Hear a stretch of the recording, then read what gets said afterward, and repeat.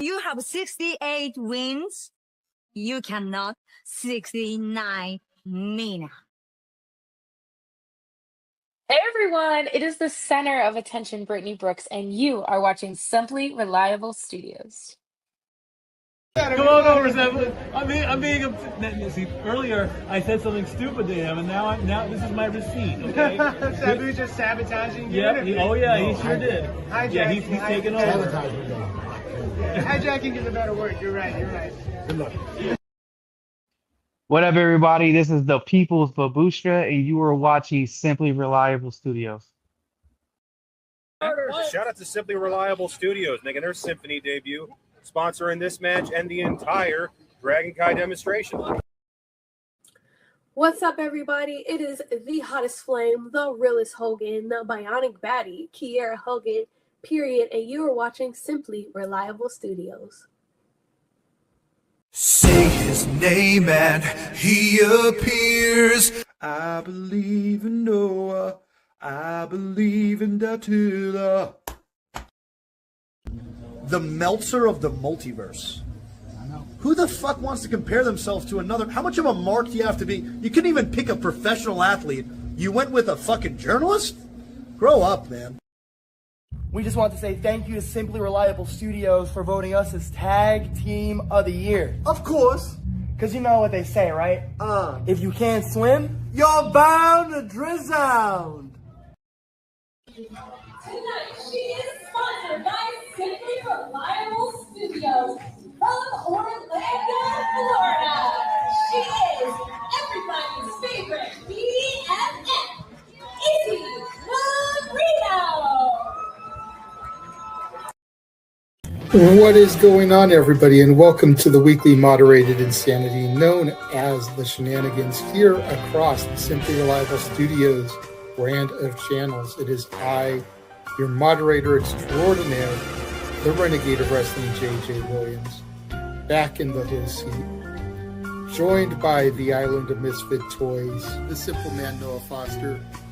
Hello, everybody, and welcome back here once again to the Simply Reliable Studios. You know what this is? Friends, some friends, of course, that's for favorite fall-face professional wrestling. Damn it. So without further ado, let's go ahead and bring in the rest of the panel. First and foremost, my partner in Love the Fed in AEW. We call the rest of the light and probably upset stomach mindset for some other stuff tonight. It is, of course, Mr. Reliable, Simply Reliable, in true original form, Walter Cruz.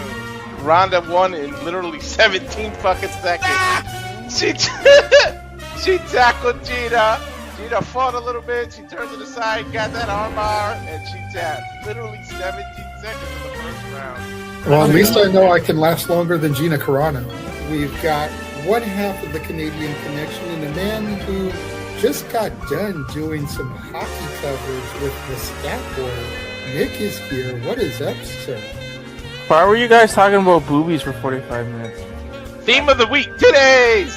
She's yours, she's mine, she's our Canadian friend, Ash. That's actually elegant and not fake. Hello, Ash, how are you? Enough is enough. I've had it with these motherfucking AEW wrestlers winning my motherfucking New Japan title. Make sure you tune in every week because you never know who's going to drop in to join the Shenanigans. We do have the man who started it all.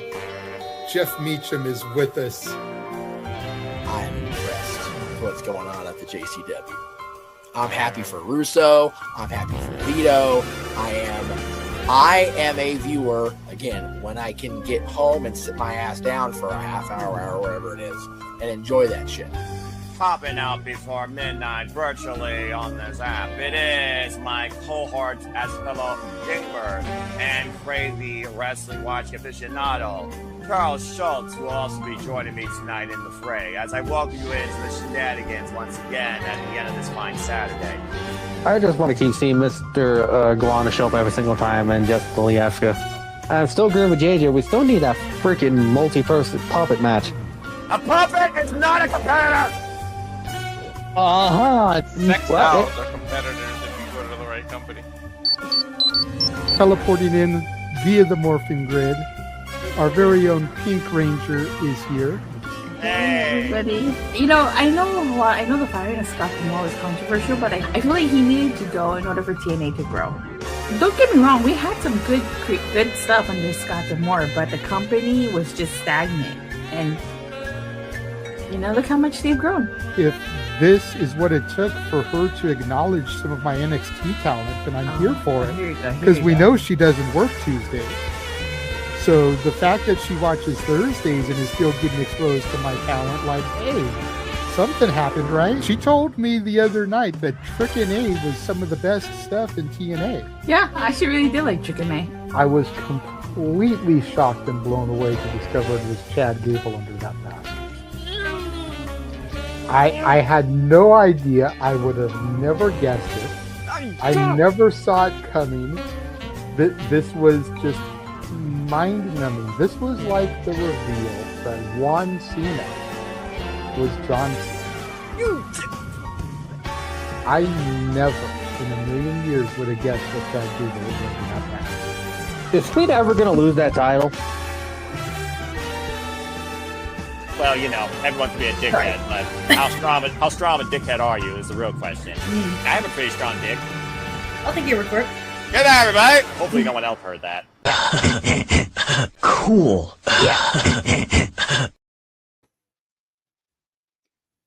I'm not sure how appropriate that last joke was for a Sunday afternoon, but it is what it is here. What is going on, everybody, and welcome once again to the weekly insanity known as the Shenanigans. Yeah. It is I, the moderator extraordinaire, the birthday boy, the Renegade of Wrestling, J.J. Williams, joined by my panel for the day, and I know we will be having more people tapping in here shortly. I know the Simple Man Noah Foster will be here. I know the Canadian King of Food will be here, Nick. Ash has to work. Unfortunately, she got called in. Such is life of a management personnel. So, but let's go around the horn real quick. Walter, how you doing today, good sir? He's still good. He's You're not muted. muted. He can't believe how good he is. He's exactly. I'm all right. How you doing as the birthday boy is the real question, but I'm hanging in there. I'm doing good. You know, I mean, it's almost one full day into my 50s now because, you know, as my mom says and likes to remind me of, because mothers do that thing, born at 12:45 p.m. on the 22nd. So at 12:45, you know, considering I'm West Coast, I will have completed one full day as 50. So we'll be on the air for that. But yeah, I'm doing good, man. Honestly, it doesn't feel any different than 49, 48, 45, 40. I'm sure Dave can attest to that. Once you hit a certain age, it all just blends together. You know, people want to talk about, oh, well, physically, you know, your back, your knees. Like, shit, I've had those issues since my 30s after 10 years of backyard wrestling. Exactly. You know, so it's like I've been dealing with that for at least 15 years, if not closer to 20 years. I had that in my 20s because of wrestling. Yep. But yeah, man, I'm doing good. Thank you for asking. I see Pop in the chat. Always good to see my dad chiming in. Thank you, Ash, for the happy belated birthday greetings. And, you know, I'm not expecting anything, but I figured I'd throw it out there. There are QR codes on the screen for PayPal and Zelle. If anybody wants to donate to the birthday shenanigans, scan the QR code, send a donation. You know, no, don't super chat today because even if I hit $100, I'm not going to see that for a minute. So yeah, if you want to donate now, scan the QR codes, make a donation. Do it now. To the birthday festivities. Mr. Meacham, you're not always around as much as you'd like to be. The Mauska Mafia keeps you locked up in the Toontown jail a little bit more often these days. It's nice to see that you're getting a conjugal visit. You're getting a weekend pass. Right? Jesus. How are we doing this afternoon before you have to report at about 2:45, 3 o'clock? If memory serves what you message, you hard out at 2:45. Hard out, which means 2 hours after you complete that first day, I got to be out of here. So at 12:45, do you actually qualify for Lily Bird specials, or is that like 5 more years? 5 more years. That's 5 more years. That's 55. 55. Okay. Hell, you know what? But you know what? You know, it's not be a kid, so it's okay. That might be when Renegade's Reviews comes back too, because then I'll be able to get senior discounts at the theaters. Wow. Okay, so I got 5 good years of me to the movies before I get before you come back. Okay, good to know. Well, JJ qualifies for AARP at 50 though, so there we can go. qualify for. Dude, ARP is no joke. They got a solid plan, man. I'm here for that shit for JJ. Okay. Music. Let's just have one person produce, Walter. I appreciate the happy birthday. Hopefully that was non-copyrighted. But Happy birthday is not copyrighted, period. Let's just have one person run the board. There are more than enough graphics, more than enough videos, more than enough sound bites in here. And he just popped in. We don't need him taking 10 minutes off right as he comes into the screen. So You won't take 10 minutes off for happy birthday. I would like to hope that on my birthday, Noah, you will not dip until it's time for you to go to do lockdown. For my birthday show, put the phone back.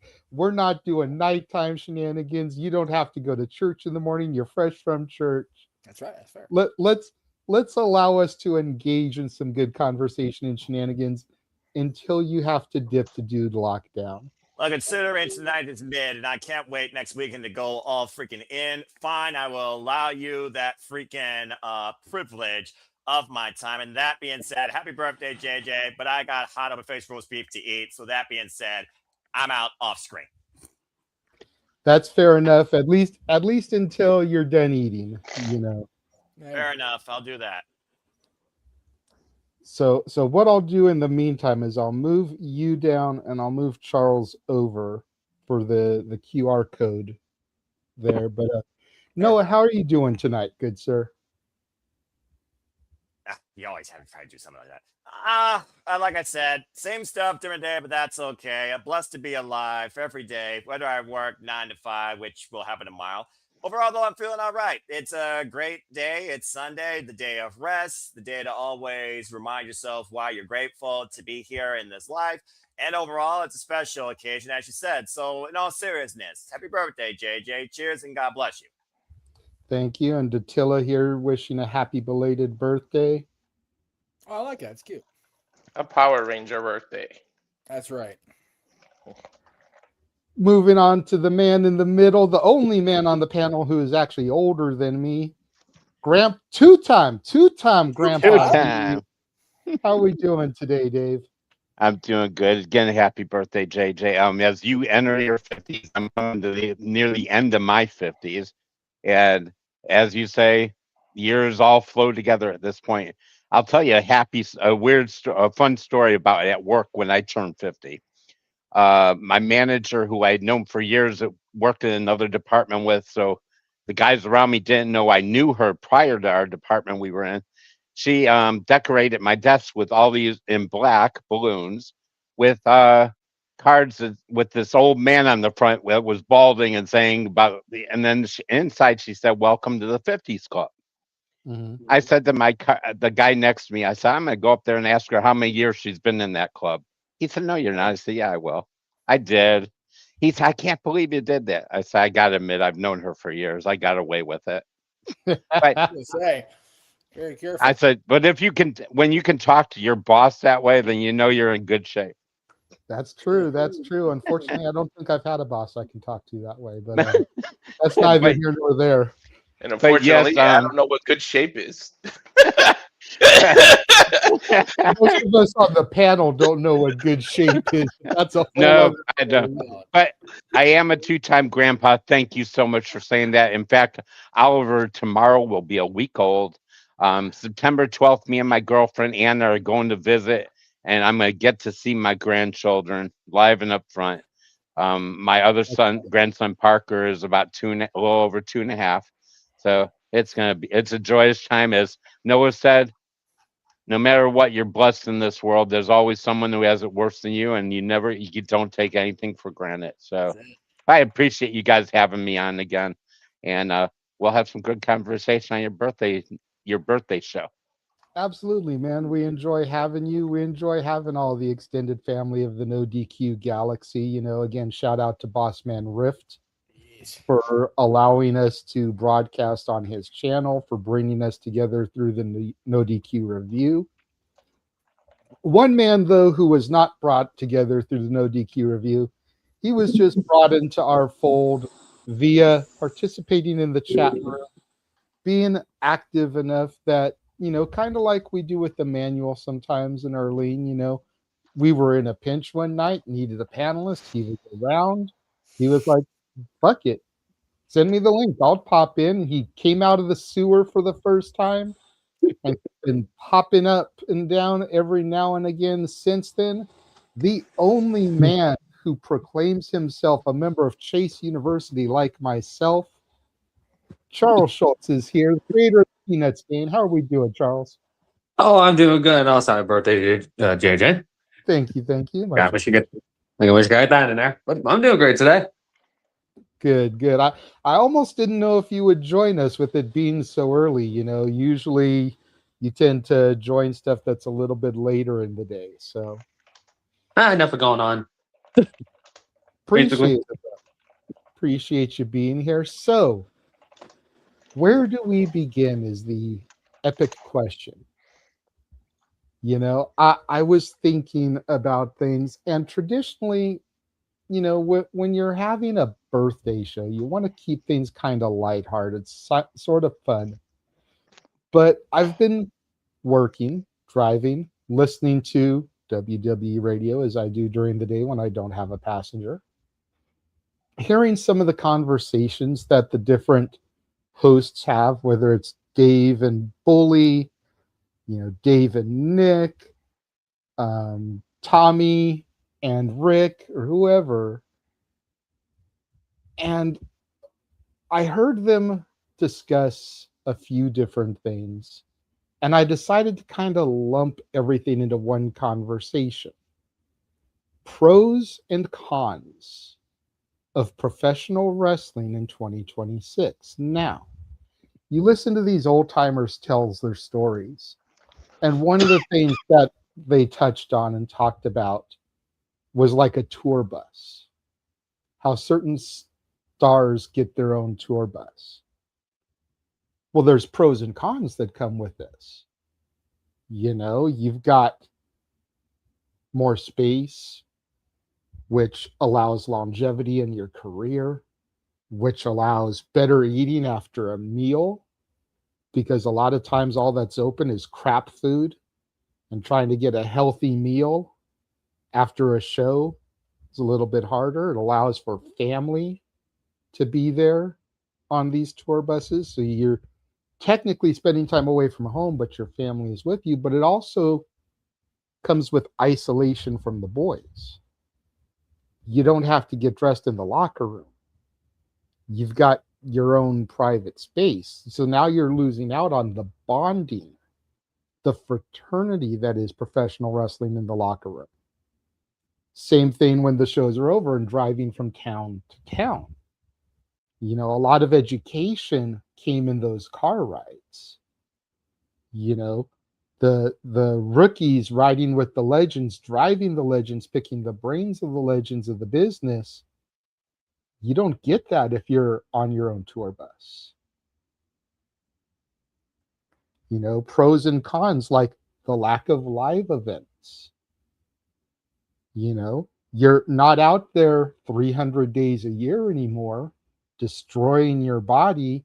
Wrestlers having short lifespans but you're also losing the ability to get some of these younger talents reps. You're losing the ability to get some of these talents that aren't getting TV time because there's not enough TV time to let them get an opportunity to get over in front of a live crowd. You know, pros and cons like moves, just moves in general. You think back to the 80s and a DDT was a finisher. Now it's a transitional move. Then you evolve into the 90s and a super kick was a finisher. Now you see matches where people hit 10, 15, 20 super kicks in a match, can't put anybody away. Then you evolve into the 2000s and the Canadian Destroyer was a finisher. Now Penta can barely put people away with his Destroyer. You know, and the moves have to get more and more elaborate, more and more crazy, more and more jaw-dropping, awe-inspiring in order to try to woo the crowd and be devastating enough to put somebody away. Just all these little things. And then, of course, there's social media, you know, which is something we've talked about before. The greatest thing and the worst thing to come into the world of professional wrestling, because social media allows fans this voice to say what they want to say while at the same time remaining anonymous, because they don't have to worry about getting punched in the face for their opinion. You know, and people harassing wrestlers, stalking wrestlers.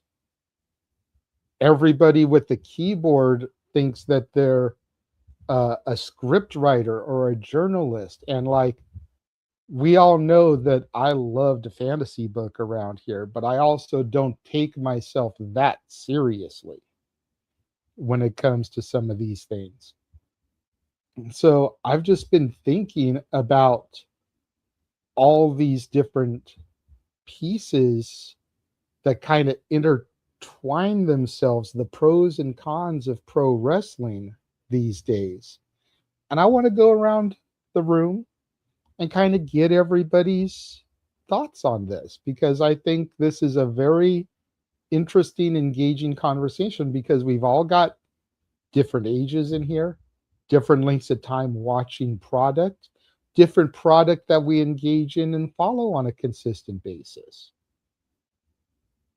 So as the old man in the room, Dave, I'm going to come to you first. You've been around longer, watched more than most everybody else here. What are your thoughts on this? Boy, you had a tough thing and you came to me first. Well, you mentioned a couple of great points, and I think it's a pro and a con at the same time as the house shows.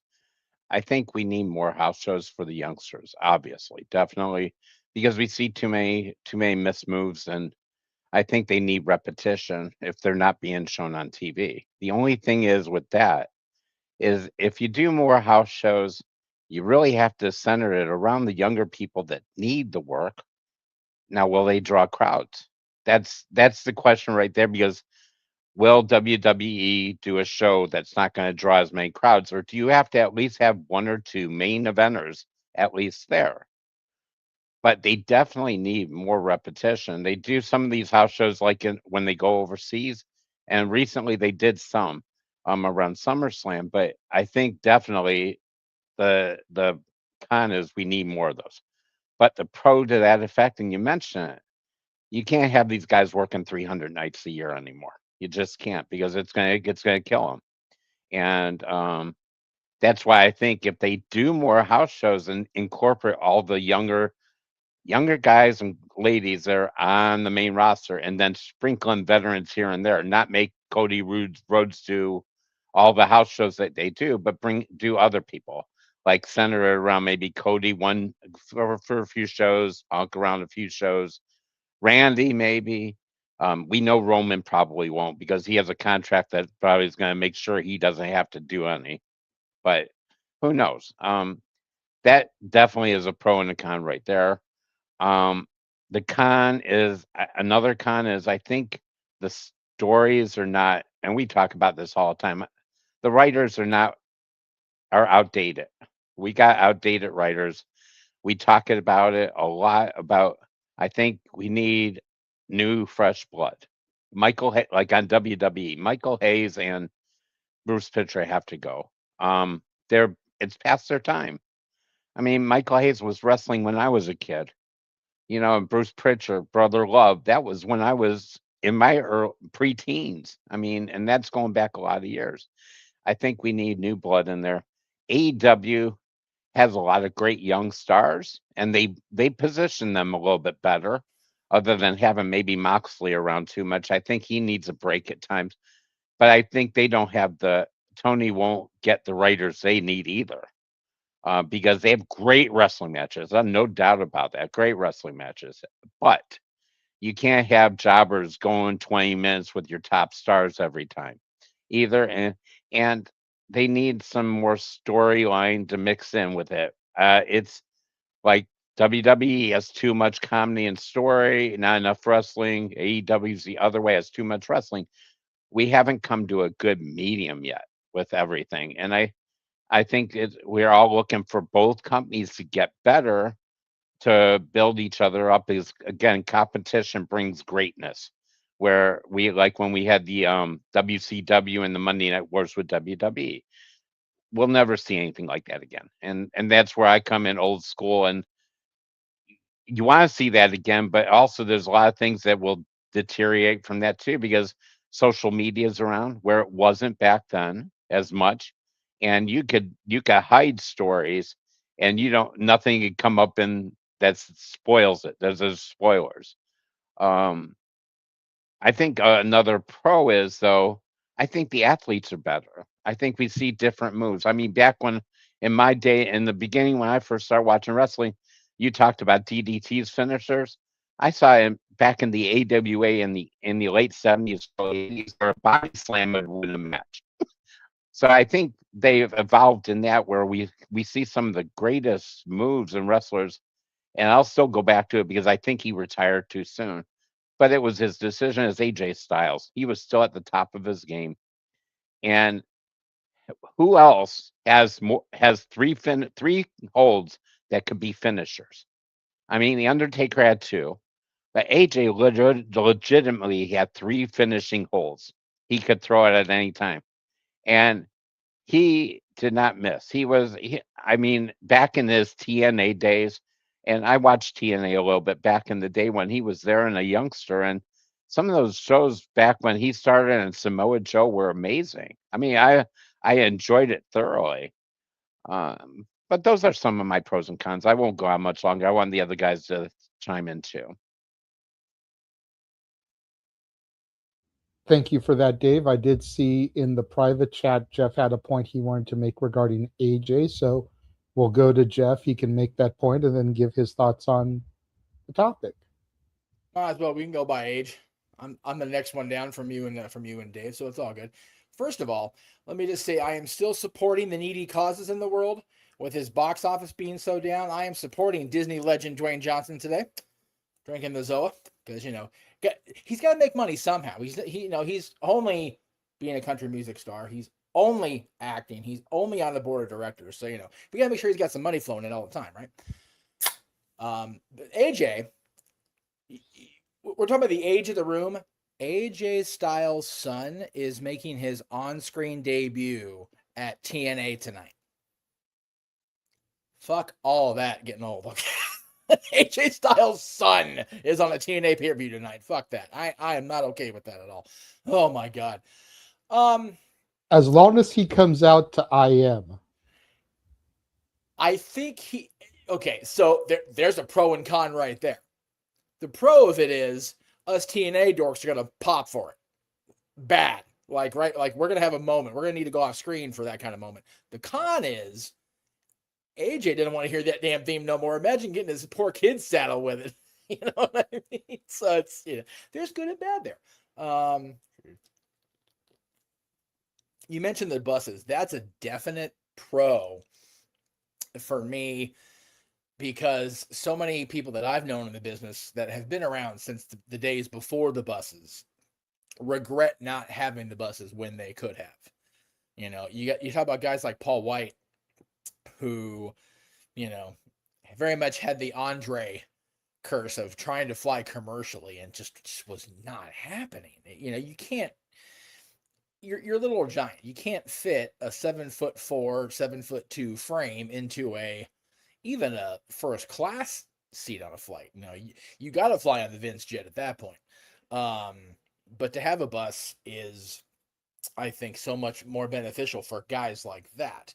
The bonding with the boys that happens in the cars, depending on which podcast you listen to, it may or may not be okay that those days are gone, because some of these bonding stories in these cars, you get the freaking, the BSK in one car, and you get, the APA and in the other car, or the Steiners or whatever, and they're throwing shit at each other on the road and just being general dipshits. It's like, okay, maybe it's good they're not on the highways between shows. Especially those fans trying to either navigate through it or stupidly be part of it. But Jeff, we know the highway don't care. Well, yeah. And Mama knows the highway by heart. Jesus Christ. Shout out to, Tim McGraw and Taylor Swift. I won't shout Keith Urban because he cheated on Nicole Kidman, so he's an idiot by default. So there you go. I'm just throwing that out there. And Hal Ketchum is the other reference. Hal Ketchum is the other reference, yes. I know. I just like Highway Don't Care. I love that the Highway Don't Care never plays on the Sirius XM channel, The Highway. Just throwing that out there to Sirius XM. I play that song on that channel once in a while. That's good cross branding right there. But maybe that's just me. What the hell are we talking about? Senior moment. Oh yeah, pros and cons.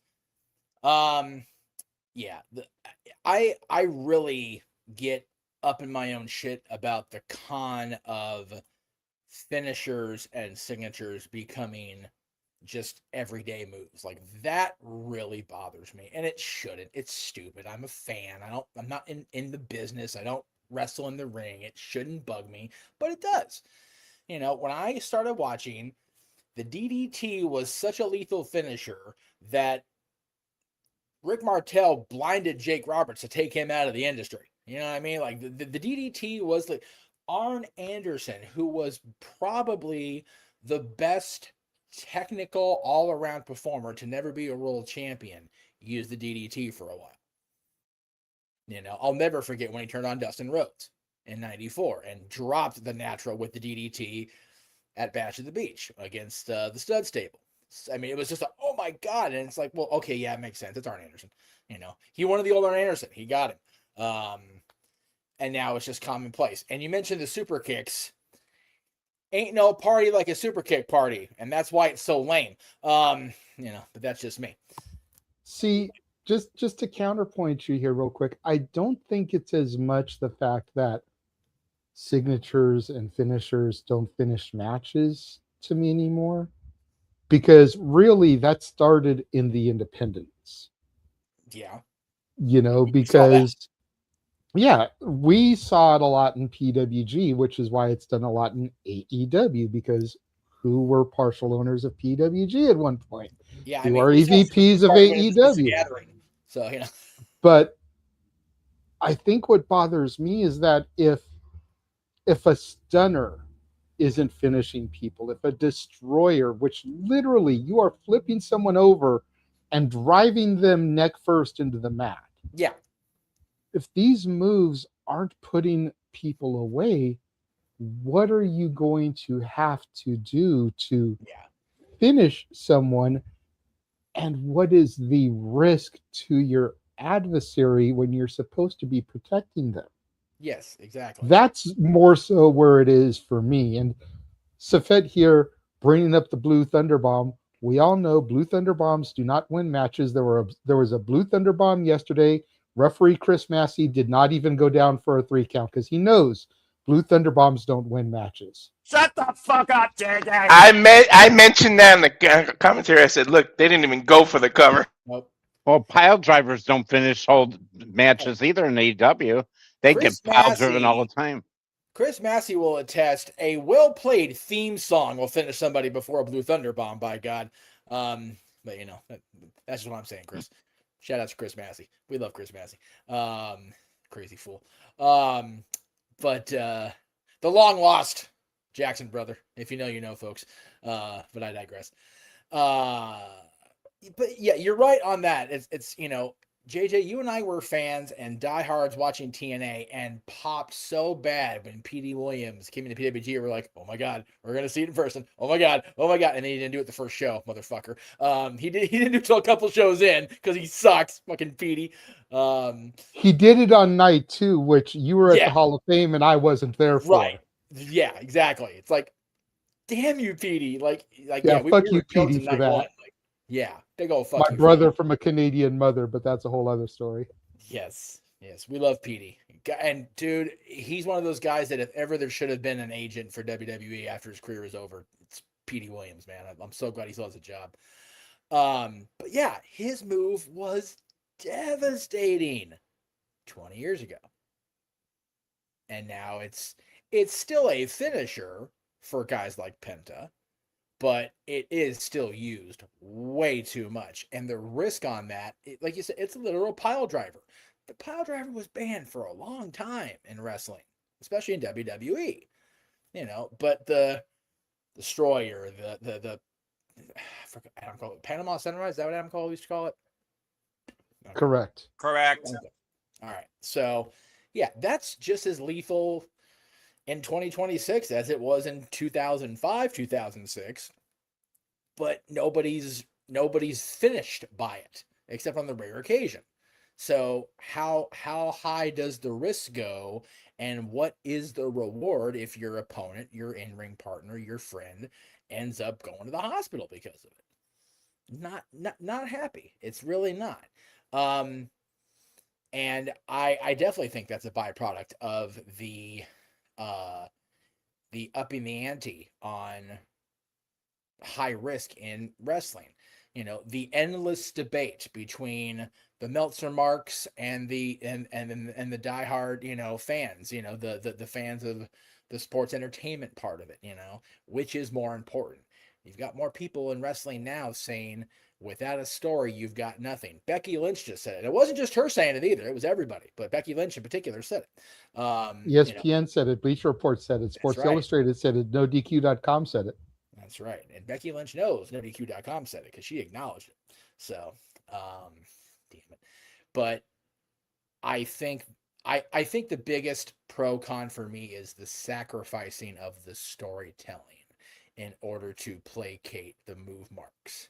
That really is for me the biggest difference between when I started watching and as I watch now. When I started watching, it was all about the presentation.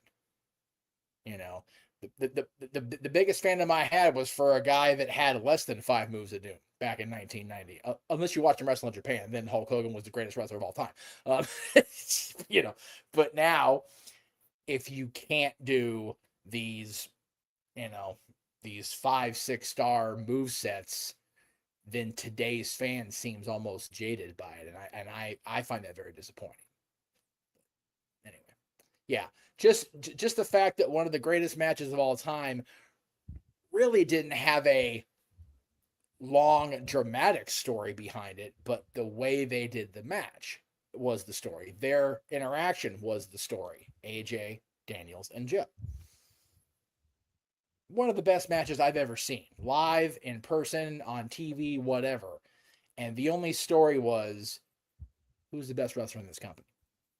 And that's all we needed. No, 100%. And, you know, again, it kind of goes to the smart marks because TNA in 05 was the AEW of 2021, 2022, where if you were watching TNA, you knew who these people were. So if you were watching Unbreakable in 05, you knew the history these 3 men had with each other separately, Yes. which is why they didn't need to tell a story. No. You knew the story of Daniels and Joe going back to Ultimate Pro Wrestling. Yeah. When Joe was a beach blonde and Daniels still had like a buzz cut. Yeah. He hadn't gotten bald yet. You knew the story of Daniels and AJ through their time in TNA. Joe was a fresh face on the TNA roster, so you didn't really know if there was anything with him and AJ. There had been because of Gorilla and some other indies, but Daniels was kind of the centerpiece of it all because he had the history with Joe, he had the history of AJ, and that's kind of what brought everything together. So you didn't need a long, drawn out 2.5 year Cody's gonna finish his story to captivate you and bring you in. All you needed was a month and a half with a couple of promos talking about what we've done to each other before and what I'm gonna do to you when I get you in that ring again. And just think about it, Jay. AJ and Daniels were able to carry matches for an hour or more, and they proved they could do that in front of what, a couple hundred people, squeezed into a little Jewish community center in May of 2005. Yeah, in a gym in a Jewish community center gymnasium nicknamed the Sweat Box for reasons. And on a Friday night in May of 2005, it sure as fuck was a sweat box. On a Friday the 13th, no less. Jason takes PWG, baby. Shout out to Punk, by the way, with the Jason style goalie mask the other night. That shit was great. But Well, Walter, we're going to come to you. Hopefully by the time you're done, Noah will be back on screen. If not, then we'll go to Charles. But Walter, what is your take, good sir, on these topics? A lot of us seem to be mentioning the same one, so I'll just mention one con and not take too long. But I think one of the biggest cons in 2026 is the use of celebrity involvements in wrestling, because I think it's too reliant. Before, it was the celebrity was like a prize to bring, like 95 Rumble, you get Pamela Anderson to walk you out on WrestleMania, to bring more eyes on WrestleMania, because they wanted to bring the non-casual fan or the casual fans or people that weren't interested in wrestling to put their eyes on their product because they're celebrity involvements. They were special guest timekeepers. They were ring announcers. Muhammad Ali was a ref. Something that didn't take away from talent and other spots of other talents. Right now, I feel like there's way too much celebrity involvements that are taken away from spots from wrestlers that are just sitting in catering, aren't being treated right, that are given 2 seconds. People like Julia that are given 2 seconds, they have to job out to people. You got Blake Monroe, who barely can make a debut. You're using her for 2 seconds. Yet Little Yachty is getting a spot to last 5 minutes against Baron up against Baron Corbin. And if he wins, Trick Williams gets a shot. And I feel like the celebrity involvement takes away from other people's talent. And they're talented as a rapper, as an actor, and who they are. Now, kudos to those who take it serious and go training and learn the craft and everything and go on, like Bad Bunny and Jelly Roll and stuff. But still, you're only getting that opportunity because of who you already are. These other wrestlers came, some of them, Nepo babies, and they came from other generations. But some of them worked their ass off, paid to go to wrestling school, came up from absolutely nothing, got a chance, and that's why we're fans of them, and that's why they're in the ring wrestling. These out of nowhere celebrities that just, oh, here's another paycheck, here's another way to make money, is something I like. I get in the crowd, like if they're in the crowd and you show them on camera and it's like, hey, look, my favorite football player also likes wrestling, maybe I should get into wrestling. That I'm okay with. But when you keep putting them in the ring and they're taking time from other professional wrestlers who this is their craft that they focused on, it's irking me. And in 2026, it is way too dependent on it. I get the outreach of wrestling. I get that they're outreaching to different people and getting crowds, but it is really, really irking me that they just involve them for no reason. Like A little while ago, Jon Stewart. What the was the point of him just hitting John Cena in the nuts just for no reason? What was the point of that? I get the guest hosts and Raw. Some of them were horrible. You could tell they weren't. They were there for a paycheck, and you could tell that they knew nothing about wrestling, just the way they hosted Raw. So it's like too much celebrity involvement. Focus on who you have in the locker room and who you're not using on TV and showcase them. Stop trying to showcase these celebrities.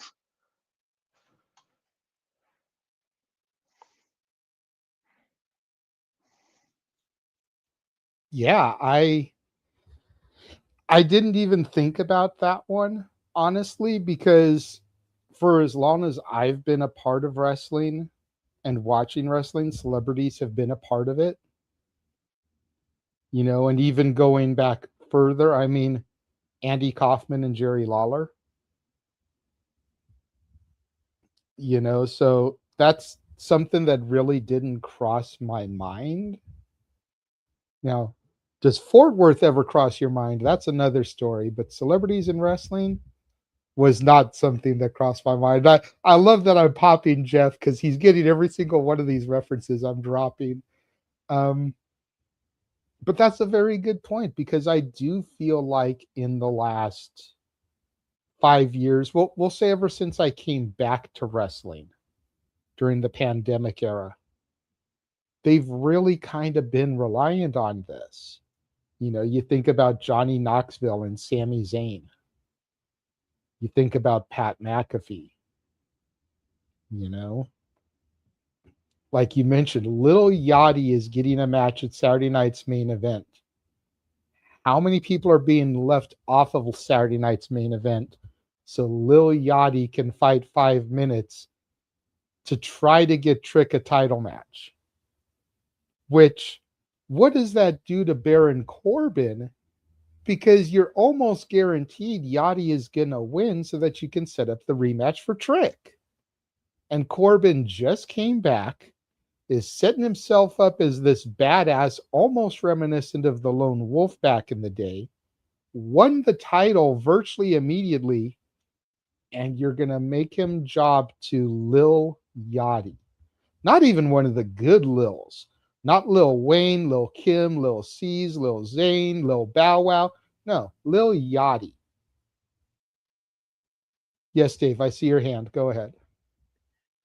Does he have to win, or is it that he just lasts the 5 minutes? He has to survive 5 minutes. It's a 5 minute. Yeah, and you know that is really that is stupid. Only because I think Trick should get another shot, only because of how Baron won the last 2 matches. That should be the reason right there, and they should just do it as a no DQ since he keeps using the title belt. They don't need to involve Little Yachty in a 5 minute squash, or him running around the ring for 5 minutes just to last the 5 minutes. That is ridiculous. Julia can't even last 5 minutes against a Blake Monroe because she gets attacked. Julia can't last 5 minutes against Nia Jax. But you're gonna say Little Yachty has to survive 5 minutes against Baron Corbin? Well, he's gonna run around, and Trick will probably be out there or something, do something. You know how the shenanigans, pun no pun intended, happen with WWE, obviously. Well, I'm wondering why the belt thing is such a big deal. It's got a bunch of fur on it. Shouldn't it be okay where it's not hurting anybody? There's padding there. It shouldn't hurt for a disqualification.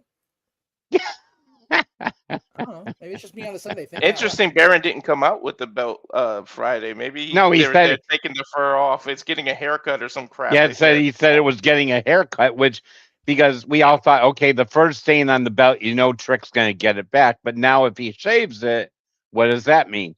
I really thought Trick was going to be moving to the main event picture, and that's why they had him lose it. I mean, that would have been the only reason Baron beats him. But I don't. Who knows? I love how they mention it's going to get a haircut. They don't show it. They probably get peed on their ass if they did actually show it on TV. That's why. No! Don't abuse the belt. Fucking belt, man. Relax. Damn it, you guys. Shenanigans, baby.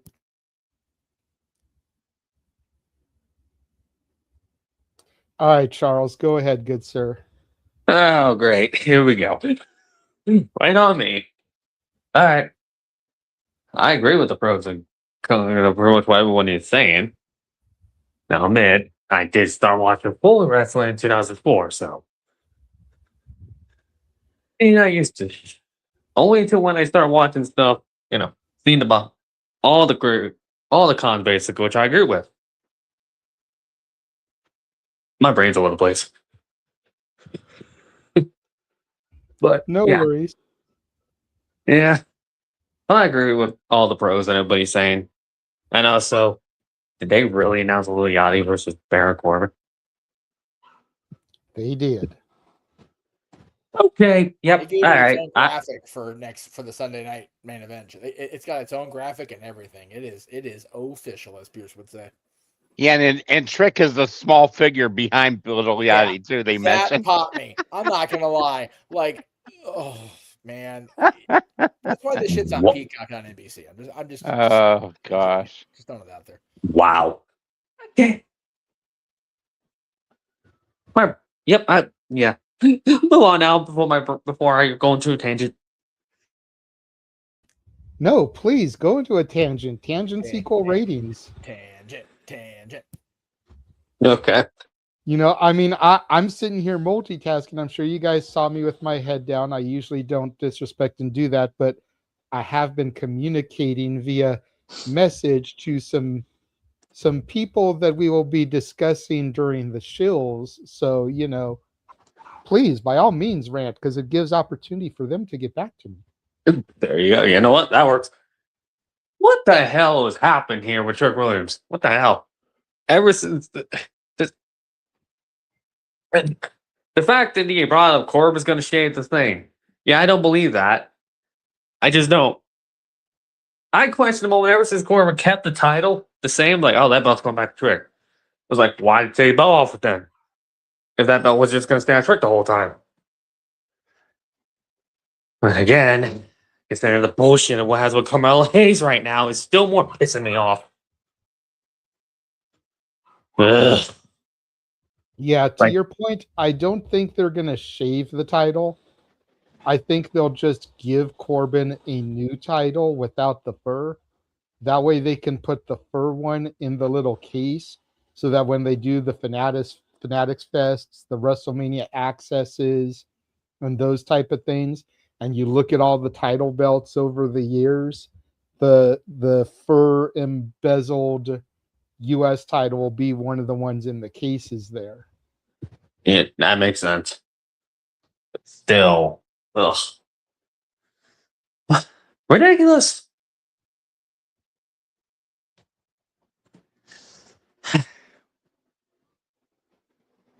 Not for right now. I'm good for now. Okay. Well, Walter's son brings up a good con in the chat, and it's honestly what made me walk away from wrestling in 2014. Same people in the main event all the time. No new faces, especially in WWE. Mm-hmm. I will say AEW is definitely better about that. However, when it comes to certain stars, they have become too reliant on certain names as well. But definitely WWE is the more guilty party when it comes to this. All right, we have saved you for last, good sir. The simple man, Noah. What have you got to say about this?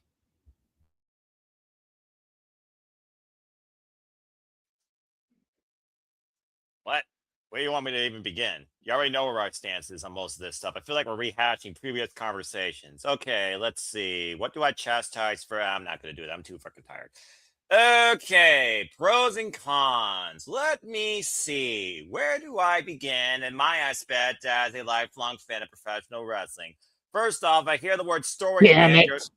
First off, I hear the word story again. You're going to force me to go into drinking. Well, I'll drink myself into intoxication when it comes to the aspect that everything needs a fucking story, more overrated than some cheap-ass, pissant B-level reality show when you can't consider two people going to ring bell to bell to prove who the better person is in the highest quality of degree when it fucking matters. Secondly, if you only rely on freaking big-name merit as big as freaking Mike Tyson and Jake Paul with an Underwoman performance and under freaking 5 minutes just because you're that damn important to pop culture versus trying to push forward the future of somebody that actually worked their way in this business, you can fuck off. Third, if all you're going to do is try and push someone to your advantage for a marketing ploy, then actually take a chance on somebody for their actual merit and talent. You could also leave me alone as far as my freaking investment goes in your fucking product. When it comes to the wrestling scene today, there's a reason why I only watch Stardom, AEW, ROH, New Japan Pro Wrestling Eve. Maple Leaf Pro is my new Thursday night special. You know who runs that? Scott D'Amore. What the fuck is TNA anymore besides Encore? Let's rehash the same 25 damn people on the fucking roster. And the only difference is you play them in a damn steel cage. How about you come up with something new and original? How about you actually try and put forward some youth in your fucking main level scenes? How about you fucking quit relying on the 40-year-old partying up freaking pre-senior retirement party in the damn biggest company on the planet? How's that for some hot shit? All right, now let me go ahead and try and cool down. The pros, though, I will say is I love the fact that there is so much variety in the freaking wrestling business, considering how much youth, how much potential there actually is in those that do dream of having the biggest aspect of being the next big adventure in the ring. We see the likes of Kyle Fletcher and Kevin Knight, for example, in AEW as key exceptions, the growth and evolution of Sky Blue and Julia Hart, and the depth of the women's roster in AEW across all scenes really being pushed forward as a potential. It is a great thing to see right now where women's professional wrestling is, despite the fact it's still extremely muddled on SmackDown, and those names you mentioned already boil my blood considering what they used to be. Then again, professional wrestling is a whole different definition in the WWE. Don't get me started on that shit. So, yeah, if all I hear is that everything needs a story and all you're looking for is a Telemundo or a freaking overrated Fast and Furious remake in your damn wrestling ring without a kiss scene by some overrated celebrity, get out of here, all right?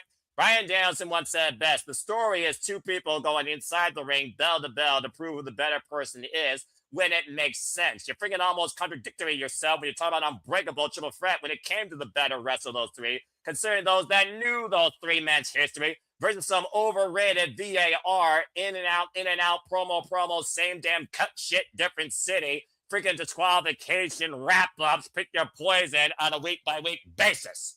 So yeah, I think the fact of the matter is that too many people look back on what the wrestling business was and what the wrestling business was.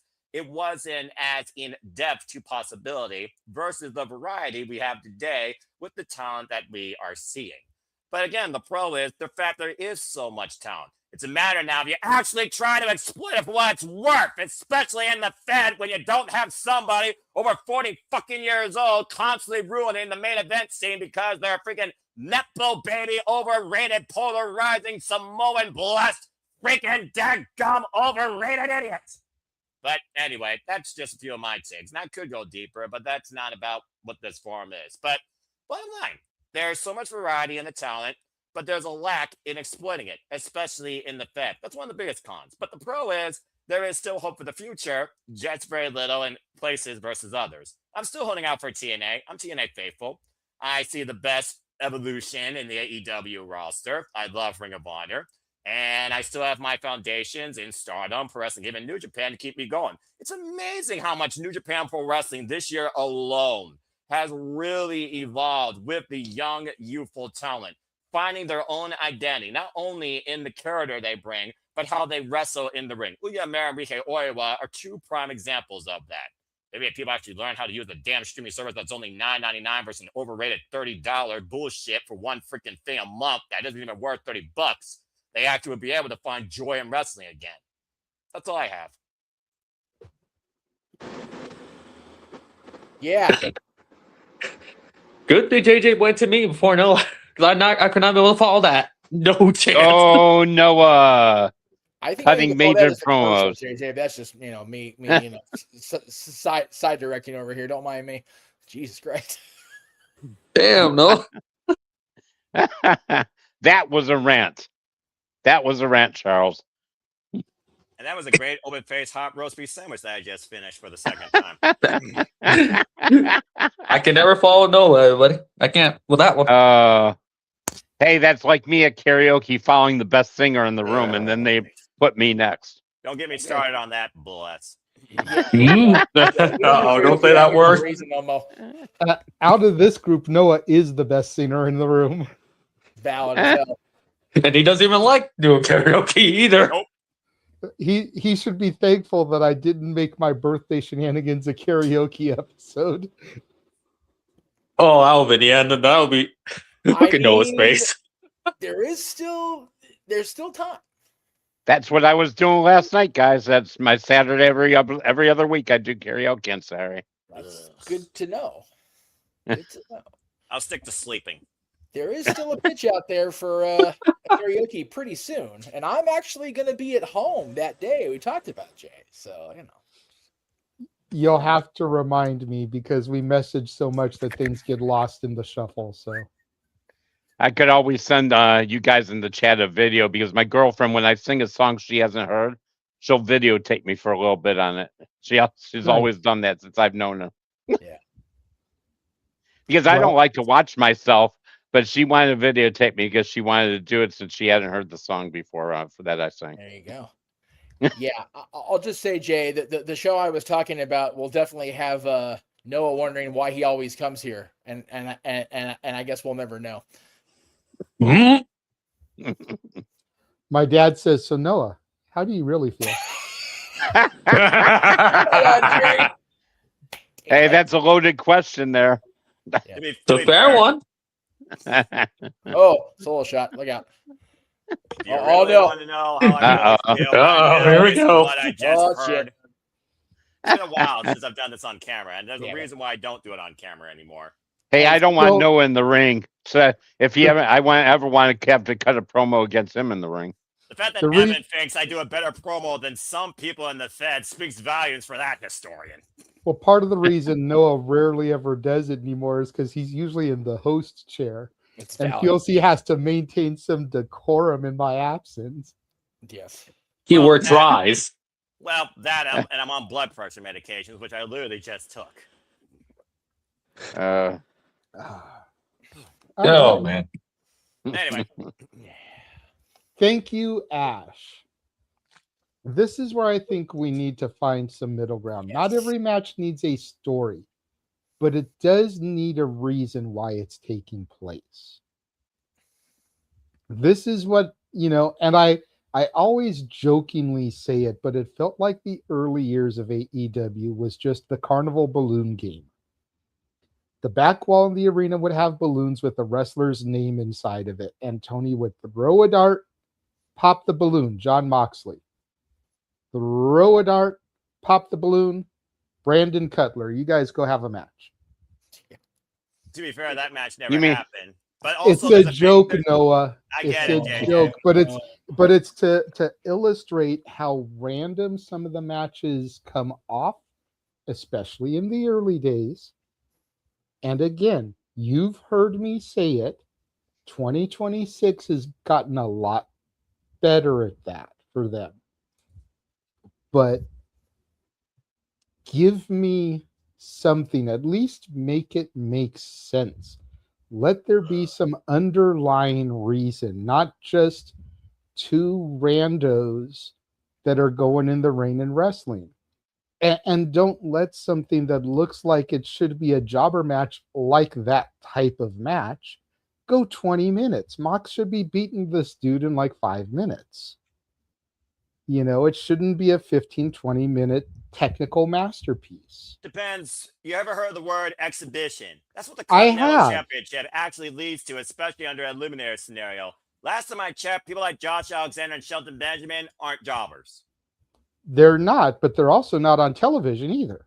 Well, that's because Josh Alexander has been injured, and Shelton Benjamin actually has been recently on television. He's been hurting people on Collision due to their hurt business, basically going into business for the money to hurt people. Honestly, if I could pay him to hurt people, I would.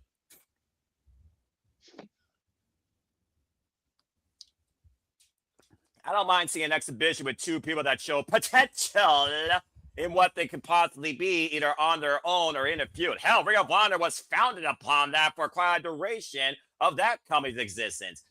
Sometimes to get a chance on a person or a couple of young wrestlers It's just a matter of getting 2 men or 2 women in the ring and see what the fuck they can actually do within a decent time limit. Not necessarily 15 or 20 minutes, but 10 minutes. Proving Grounds, for example, against Athena, have shown that close to the 10-minute mark, and the only one that went to a draw was Maya World. Where's Maya now? Oh, yeah, the face of TBS.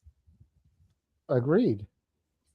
So again, to Ash's point, sometimes all you need to do is put the people in the ring and see what can be created based on either their history that we may not know about, that's what the commentators tell us, or the history you think that they can make because maybe there's something similar in their styles. So at the end of the day, devil's advocate, I'm going to continue to be for as long as the word story exists, and that seems to be the biggest reason that people have some sort of affixation in or against wrestling.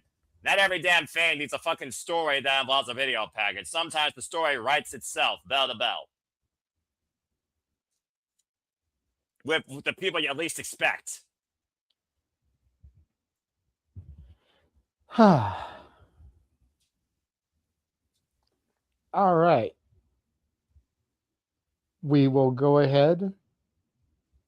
We will run our trailer. Not sure how updated it is. It should be pretty updated. Just run the banner across it. You'll be fine. I do it all the time. And then we will be back, and I'm not sure what we'll discuss next. Whether we'll discuss the show I was at last night or open it up for questions in the chat, because that was really the only thing I wanted to discuss today. And we went about an hour on it, so that's pretty good. Perfect. So we will be right back. And now for a taste of things to come.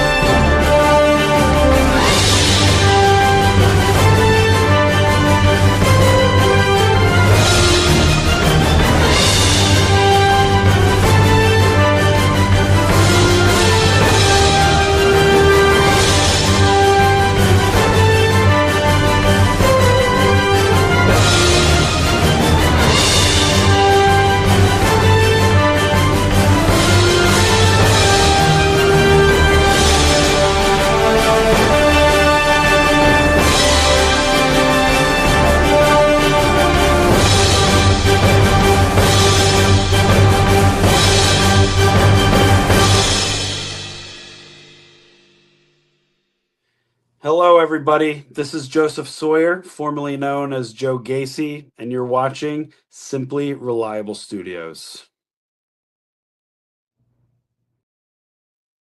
Even I can say there's some worthwhile thing in that trailer. And as always, there's Super Reliable Studios, folks, we truly encompass, embrace, celebrate, pontificate, analyze, criticize, and react to all the wrestling. What was what? That's what I want to know. What was what? Might be a first-time viewer. What the fuck was that? Welcome to Super Reliable Studios. If you don't know what that is the watch-alongs that we do, providing alternative commentary for your own engagement and entertainment as a blind conduit, but a reliable, open resource to all of the biggest shows across professional wrestling. Damn it. Yeah. Not gonna lie, I'm glad I'm gonna be in SoCal or in my own residence for that one weekend. Money in the Bank and Bound for Glory in the same weekend. That's pretty awesome. I forgot they were back-to-back days, because the other 2 weekends and the weekends after that in October, I'm gonna be just booked. So, yay for having Money in the Bank and Bound for Glory open. I hope they do both right. Last year, the jury is out. Gotcha. Okay, so Ness Lover was talking about the intro. That's Shang Tsung from the original Mortal Kombat. Ah, yeah. And now a taste of things to come. Yeah, the Yeah, and now a taste of things to come. I always thought that was a great like little clip, and it leads perfectly into our watch alongs. It's like, and now for a taste of things to come, and this is all the stuff you'll be seeing us cover across the Simply Reliable Studios. If you are a new viewer, not only do we do the Shenanigans here, which is traditionally on a Saturday night, correct, 11 Eastern, 8 Pacific. We're only doing a brunch version today because yesterday was my birthday. I was at a wrestling show. When I'm unable to make it, usually Noah is the host, the filler for me. 2 hours flat. The Jay Leno to my Johnny Carson, So it's like when I'm unable to be there, usually he does it. But with it being my birthday, we still wanted the opportunity to celebrate, so we did it today instead.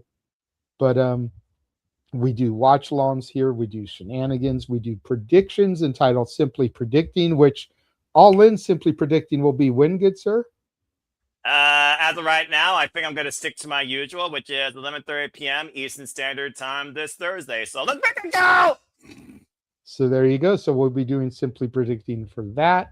You also have the Simple Sessions with Noah and our Canadian friend, Ash. Giving our simple take away from G1 Climax and getting up to some Monopoly tomfoolery in this session's Baddie Games. Stay tuned for more on that. I almost feel like I should be there for the Monopoly part because I used to play people for real money in my college. I remember you telling me the story. We would bet on a game $5, $10, $20, who was gonna win, and I would clean motherfuckers out. Look, as long as I get the orange corner and the red corner, but that's a whole different conversation for another day. Y'all are fucked. Apparently, Datilla says you two still need to do a simple session. Let me know your schedule, bruv, and I'll see what I can do. Hey, Stay with me. Lockdown's tonight, and you've got the Joe Hendry intro if you need it. So, why not? God damn it. There's one for the...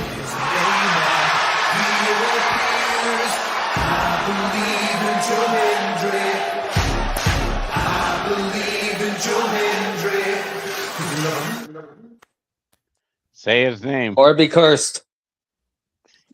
Don't even start, Noah. Nope.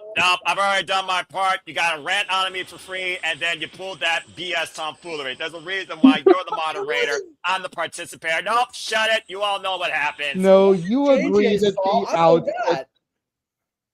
Hey, I don't have to agree to anything that I don't sign with my John Hancock. You hear me? You agreed that we've seen John would be here until you had to dip for lockdown. That's fair.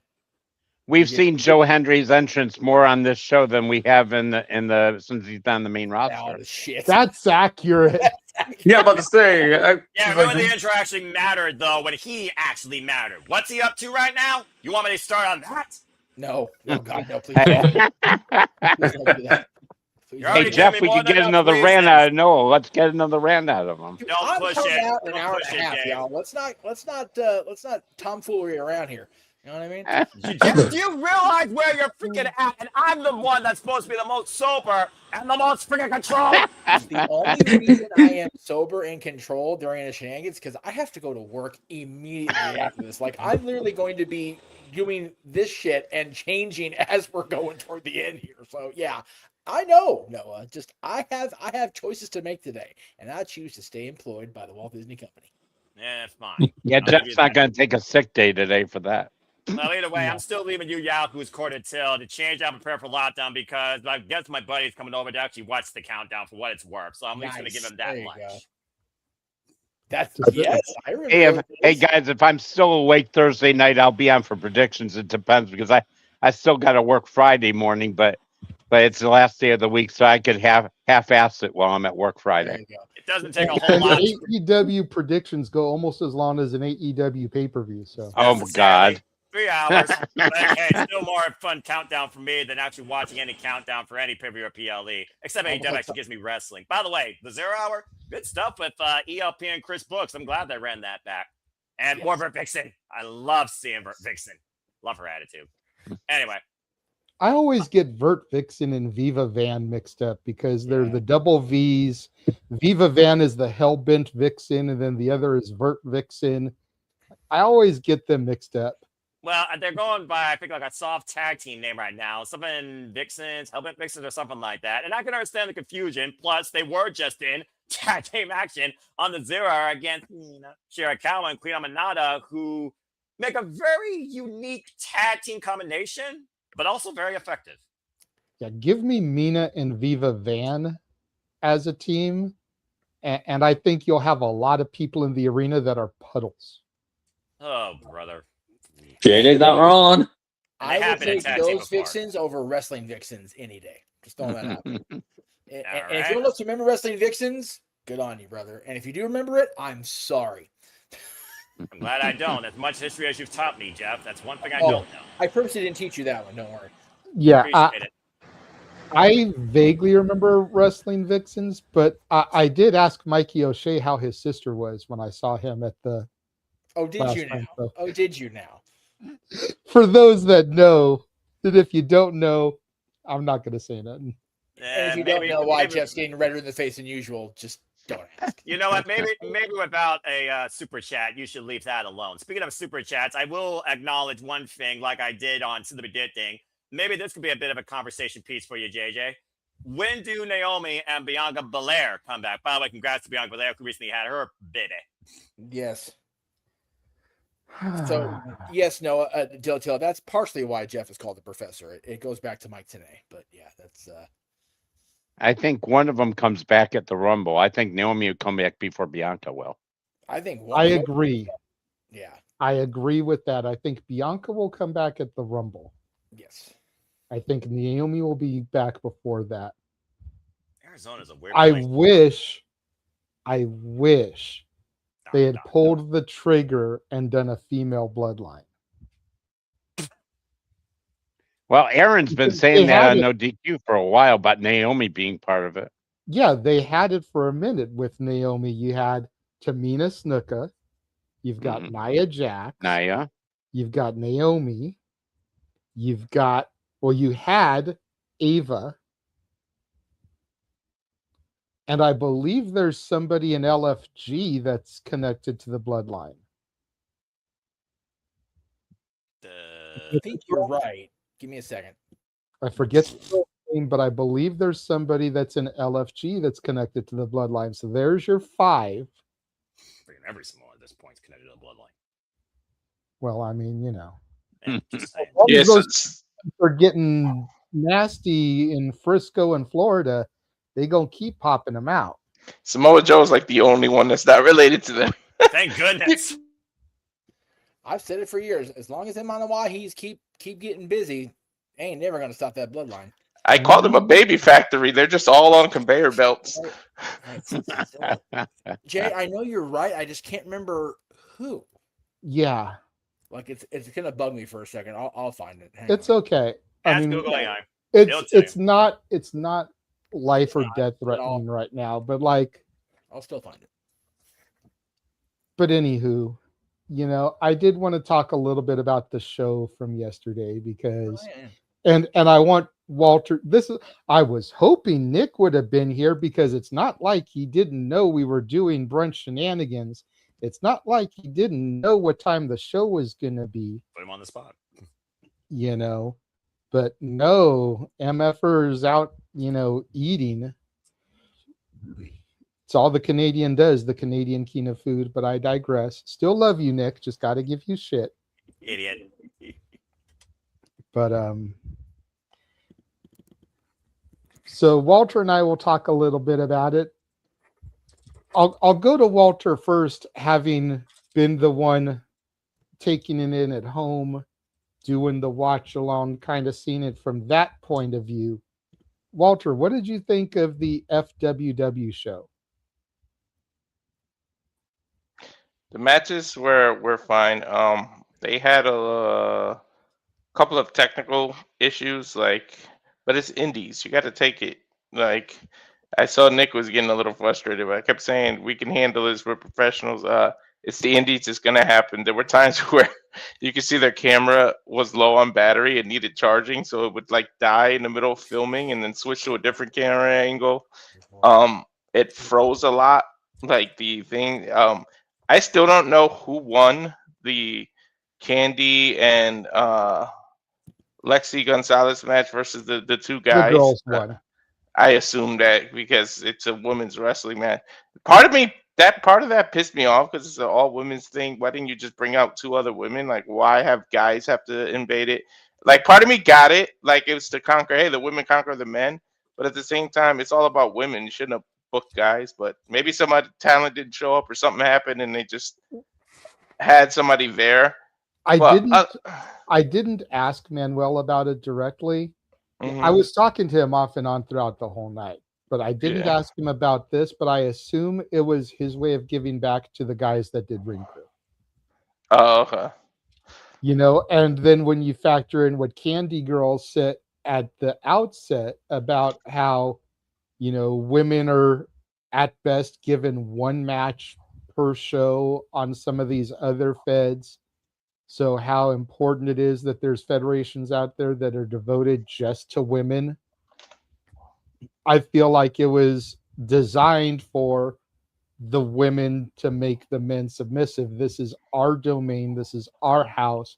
You're not just going to come up in here and disrespect. We own this place. Get out. Go back to where you came from.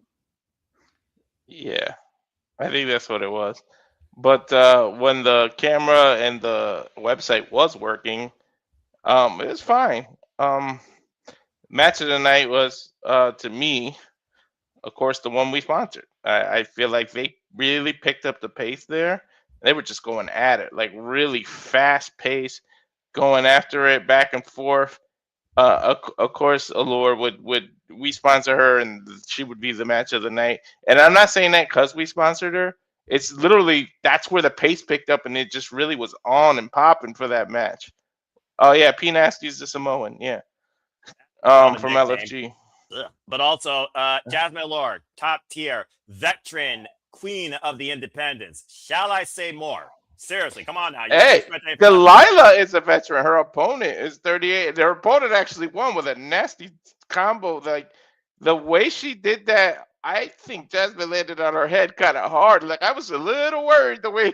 Oh Lord, you could talk about that, JJ. You were right there. The way Jasmine landed on her head, I was like, holy shit, damn. Jeez. Yeah. I was a little bit bummed about that match only because it's the first time we sponsored a loser. Yeah, I love Jasmine. She'll never be a loser to me, to us. She's always been good to us. But like with the exception of Dragon Kai, which we only sponsored their Taekwondo demonstration, so the impromptu match that followed, I don't really count. But we sponsored Royal Prestige. They won. We sponsored Kaya. She won. We sponsored Izzy. She won. We're going to sponsor Colby. We'll see if he retains. We sponsored Jasmine. She lost. Yeah, I was. It's like we were on a good run there. It's like, come on, Jasmine. We don't sponsor losers. Yeah, streaks are meant to be broken, but you can't argue the caliber of athlete we sponsored. I was a little bummed out, and then I got really happy at the main event.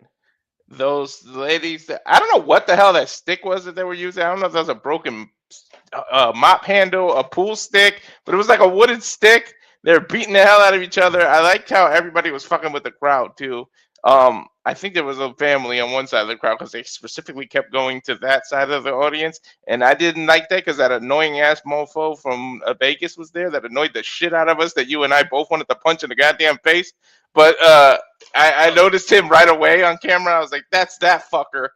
But anyways, because he swears he has inside knowledge of stuff. I don't know who the fuck he is from a hole in the wall, but I swear he thinks he has something to do with wrestling. Okay. But anyways, I must say this. I am going to say this with all the love in the world. On the wall. Okay, this dude acts like the preconceived notions were of no DQ back in the Gorilla days. Yeah. Like the way that fans kind of looked at the no DQ guys and the way they talked and were always in the front and had access. this guy acts that way. Mm-mm. And obviously, some of the No DQ crew were fantastic and are family. Others fell by the wayside for reasons. Mm-hmm. But this guy has that arrogance to him. I will say, when they announced the sponsors the 2 times, Mm-hmm. and I kind of raised my hand when they, announced Simply Reliable Studios, I will commend him. He kind of gave like the Great Gatsby drink salute my way, like, good on you for sponsoring, So I'll give him a little bit on that, but yeah. I don't know, dude, just annoying. And this isn't the good way that I say about like NXT stars. He's got a slappable face, and it ain't the good way. But the main event, the proudest moment is we have a new FWW champ, and we get to interview 2 champs back to back now because Simone won the title. So it's like, holy shit, we get 3 champs in total because we have one half of the GCW tag team champions as well. So that shit hyped me up. But yeah, the show overall was good. It's just the little technical issues they had. But Well, it comes with congratulations. indies. What the hell do you expect? Yeah, exactly. Congrats to Simone. Had to go and update the graphic with her now being the champion, Well, represent. Much like the way that Kai McKenna had to spark Joshi in the Pro Wrestling Symphony Championships. That's a I good love looking that title you- too, by the way. I love you promoted it with this the champ is here song. I was like, there you go. Good job, JJ. He knows. JJ knows. JJ members. I was trying to think of a good song to put because she debuted a brand new theme song yesterday. Yes. So I knew that wasn't going to be up on Instagram. No. So I'm like, okay, what do I put? I was like, okay, We Are the Champions is a little too played out, too over melodramatic, doesn't really fit her vibe. No. What would fit her vibe?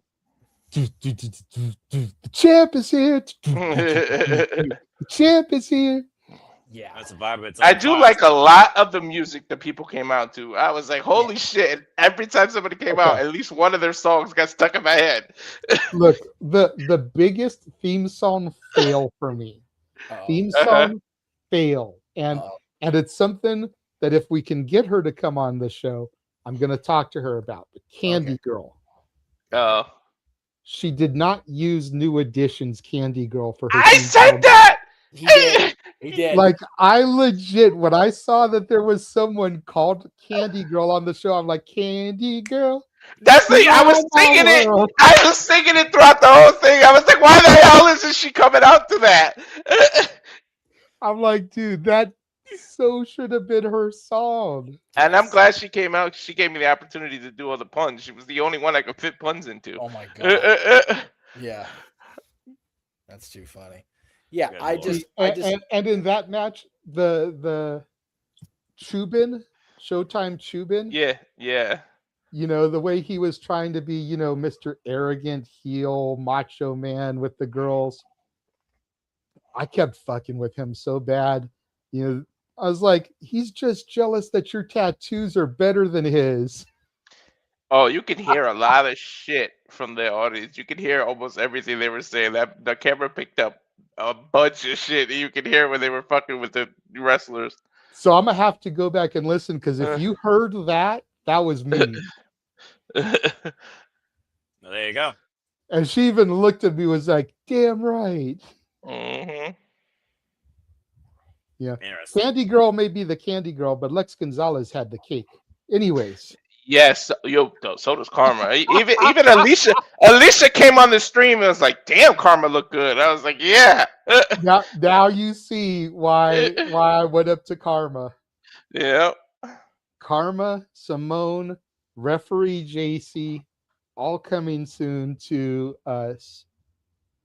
Talked to Candy Girl, talked to Lex, talked to Ari Jade and Alyssa Jade.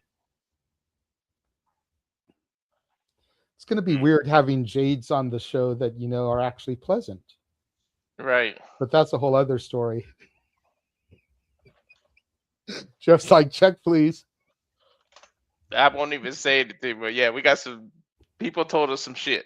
about certain people. That's all I'll say. But yeah, it was a fun show. I got there early, just kind of kicking back in the background, nursing a Dr. Pepper, a $5 bottle of Dr. Pepper. Wow, why does that not surprise me? That would have cost about $2.29 at the convenience store. California. At this point, your nickname should be Dr. Pepper or Dr. Thunder Pepper. Okay, so no, I'm gonna say this much, and I know you're a gamer too, but this is to try to rope Noah. Noah, if we ever get you to California, we are taking you to this place, bro, because it was called Gamecraft Brewery. And I know you're not a drinker, you're 98% sober, blah, blah, blah.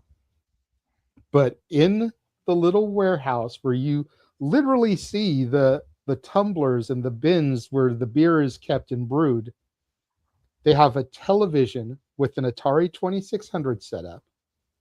They've got stacks upon stacks upon stacks of board games, card games, Uno, decks of cards, Cards Against Humanity, Monopoly this version. JJ, I want to go with you too. That sounds great. They had those video game consoles that you like see at Walmart with like multiple video games built in, and Dig Dug and Pac-Man and everything. It's like, I'm not the biggest gamer anymore. Had I been with somebody, had a friend with me, we probably would have been playing some games while we were waiting for everything to begin. But like the whole experience was just cool. And then they set the rain up outside. So you get the wrestling, you get all these games. They've got drink specials tied into, the venue and everything. But I could definitely see this as a place that Noah would enjoy, even though he's not a drinker per se. Throw the brewery part away and just focus on the game craft. I think you'd have fun here. As Nick is finally here. Happy birthday to you. Happy birthday. You're too late for that. If you had been here at the outset, we could have done that. JJ. Oh. Thank you very much. This is for autism. I haven't been to Dig Dug since I was a child, and I remember going all the way to like round 70 on an old Gateway PC. But it does sound engaging to me, to say the least. If I ever choose to travel out to California, I did say I'm going to finally take a vacation again after like 6 years next year. The question is where. So we'll see. So my kind of place. And like My I was question telling about the Jeff, venue. hold, Nick, people are talking. Jesus. Adults are talking. And like I was telling Jeff, it's literally down the street from Angel Stadium. So if you want to see an Angels game, Angel Stadium in the parking lot is the Grove of Anaheim, where I've seen UPW shows. Just past Angel Stadium is Staples Center South, or the Honda Center, where the team that used to be owned by Disney, that is no longer owned by Disney, but has 3 movies named after them that were made by Disney that are actually better than the actual team, because the movie version actually won championships and the real version only has 1 championship. Hey, Yeah. they have multiple division championships. Good Okay. on 'em. JJ. Now, JJ, hold on, that Dave. sounds- Hold on, Dave. Okay. Go Because ahead. I feel like I gave him shit about not being here, and now he's here, and I've been a dick to him, cutting him off a couple times because we were still in the flow of conversation. Yeah, Hello, dicks. Nick. Hello, Nick. How are you? I'm good. So the place that you went, it sounds great. Did it have working Wi-Fi? That is something I didn't really look into. Yeah. I did not look into that, but I was asked by one of the ladies who I've reached out to, because we're not getting her in this setting for an interview. No, nay. It'll actually be a sit-down human to human interview. Oh, where do you? And I've been asked about, when the next show will be, and I got to make sure that the venue we do it at has Wi-Fi so that I can, do everything and get a stationary microphone. But Karma is going to actually be an in-person sit-down interview with her and I. Oh, nice. I'll keep you posted on next year, JJ. You got my intrigue, to say the least. Though California wasn't necessarily the first place I was figured out when it came to traveling. Well, I mean, if we can get you down here on a good weekend, we can maybe get 3 shows, that weekend with you. Get a Friday, Saturday, and a Sunday show. And me in 3 different suits. All right, we'll see. I'll think about it. I love you, bro, but depending what time of the year you come down here, do not wear a suit to an independent wrestling show. Yeah, I wasn't thinking about summer. I do not travel during the summer. But this is California. Unless it's raining, it's pretty warm all year long. And then you figure you're stuck inside these little bingo hall gymnasiums most of the time with 150, maybe 200 fat, sweaty basement dwellers. You probably don't want to wear a suit. Well, Polo shirt and jeans, business casual. We'll see. But you came at a good time, Nick. Walter and I were talking about last night's show. What do you think of the offering for future of women's wrestling? Technical issues be damned.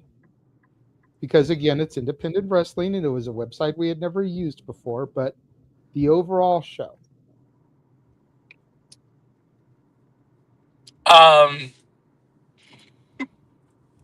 Okay. I am going to be honest. And please, if anybody's watching, don't take this the wrong way. That show was, I did not enjoy it. I think the biggest is like okay, so the women, I can tell that the women worked hard. Everybody, like, they put their all into it. And that's, it was very noticeable, and I commend people for it. My biggest issue with it, and I think for me, and if you've seen people have watched our watch-alongs, there was no commentary. That was a really big miss for me. And I get it. It's an independent show. Like, I get it. But I needed some sort of commentary. Okay. Because I felt like... If I may, just to counterpoint you here. Yeah. When you're an independent wrestling company that is already only doing every other month because it's self-financed and isn't as successful to where you're running monthly, number one, commentators are an additional expense. Would you rather spend that money on talent for another match or on a couple of chubs to sit there and, commentate? And then secondly, and this is just my personal outlook on it, I don't know, Noah, Walter, your thoughts on it, but when I'm doing our commentary, 9 times out of 10, I got the TV muted anyways. Number one, I don't want to get copyrighted because the microphone picks up the feed. And number two, I don't want what they're telling me to influence what I'm telling the audience. The whole point is it's alternative commentary, not me regurgitating what Michael Cole is saying, not me regurgitating what Corey Graves is saying, not me regurgitating what Excalibur is saying. It's alternative commentary. Our commentary shouldn't be influenced by what we're hearing on the feed or the television anyway. That's just my little counterpoint there. No, fair. I think... And hey, if we form enough of a bond with Manny, Walter and I, or Jeff and I, could end up being commentators for these guys going forward. Because, I mean, we talked to Manny Manuel, we interviewed him already. Talked to him multiple times during the show. He apologized for how nervous he was in his interview because he's not used to doing that type of stuff to promote his brand. Yeah. I showed him you guys during intermission, like, hey, my boys are doing a broadcast of this right now. So he knew we were covering it like we promised him we would. So, like, seeds I feel have been planted to where maybe come the next show, whether it's October, November, or even come next year. Maybe we could be commentators for them. Yeah. Who knows, right? Take the video from last night, sync it up with our audio from last night, mash the two together, send it to them, be like, hey, what do you think? This is what your broadcast would sound like with us on it. Yeah. No, and I hear you. I just, for me at least, like for me, I feel like even if it was one guy maybe doing it, I'd feel like, I think because I'm just a very like not like you guys were, or like not like Noah, who knows a lot of the moves and names of the moves and stuff like that. And I don't know, I feel like the show with a commentator, especially on that show, would have added another layer to it, which would have made it good. So the commentary thing for me was a miss. The opening match, it was good. They put on a decent match. And Simone's the last one standing match, that was a good match. I mean, friend of the show, family member, whatever you want, top tier Jasmine Allure, she was great. That match, Walter, who was that? Delia Doom? Was that her name? Delilah Doom. Yeah, I think Delilah Doom. Delilah Doom. Sorry, no. Was a standout in the sense of the in-ring product, like in-ring. She was a standout. She was great. Look wise, what's the Karma, aesthetically, she looked really good. She had like a very Paige-esque mean side to her. So there's a lot of good things coming out of it, but I think my biggest thing with the show that lost me, and I understand why they did it, and I understand the reason. I think I understand the reasoning behind it.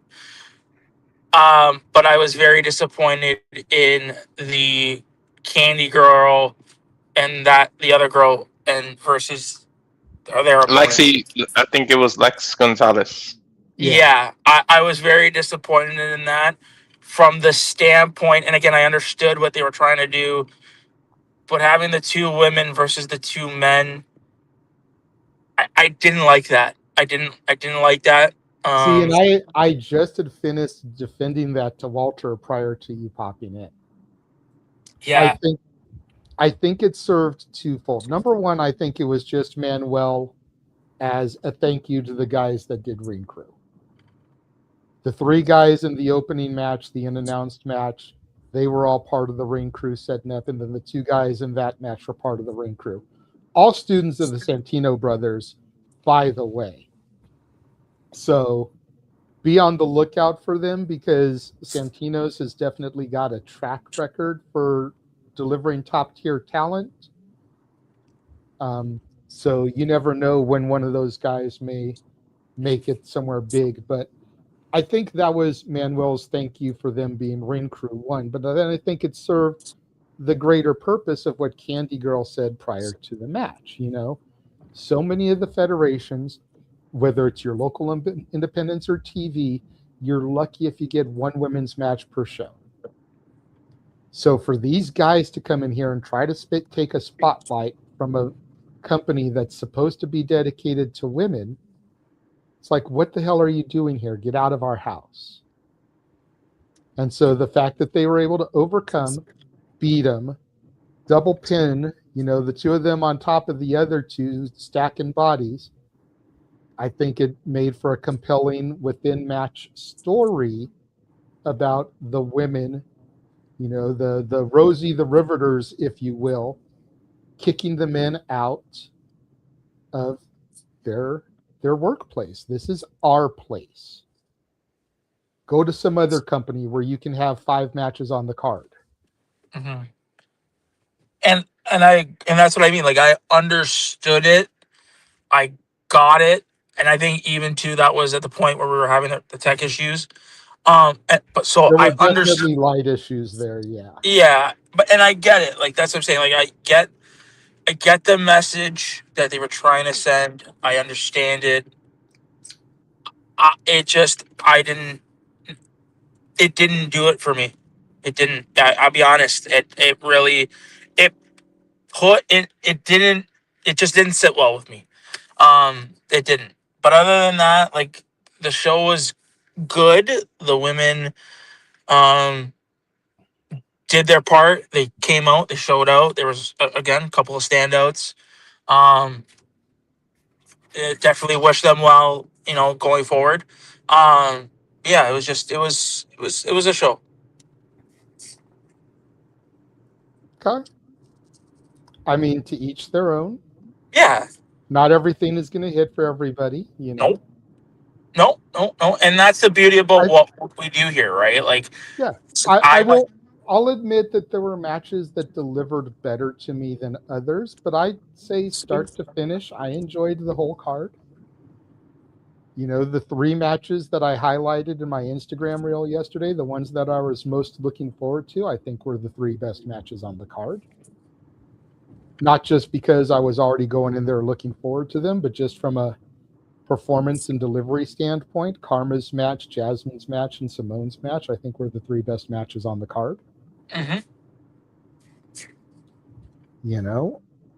There was definitely some women that caught my eye for a number of different reasons. No, Noah, not just for pervy reasons, but for performance reasons also. But so I made sure to approach them about possible interviews down the road. But yeah, I mean, I thought it was a solid show. I feel like I'm on one end of the extreme, you're on the other end of the extreme, Nick, and Walter's kind of in the middle. Is that a fair assessment for those of you that have heard the 3 of us discuss it? Yeah, I think so. Yeah, it's I didn't get to watch the whole thing. I was in and out by the time I actually got home to watch it. But yeah, that is, like Nick said, that's the beauty of professional wrestling, and that's that's why doing the watch along. That's why you guys have continued to do the watch alongs. That's why we started doing the watch alongs back when it was the multiverse of media, because there is something in wrestling for everybody. And Jay, you and I have constantly been up the entire wrestling world's ass about it. If you can't find at least one thing in the course of a weekend or a show or whatever, then you might be the problem. Yeah. And I mean, I feel that's a risk that you run for an all-women's promotion from the jump. And let me preface this. This is no disrespect intended to any woman wrestler out there, because Jeff and I have been advocates for women's wrestling for 15 years as a pair, Jeff going back even longer. I know Noah's a huge advocate for women's wrestling.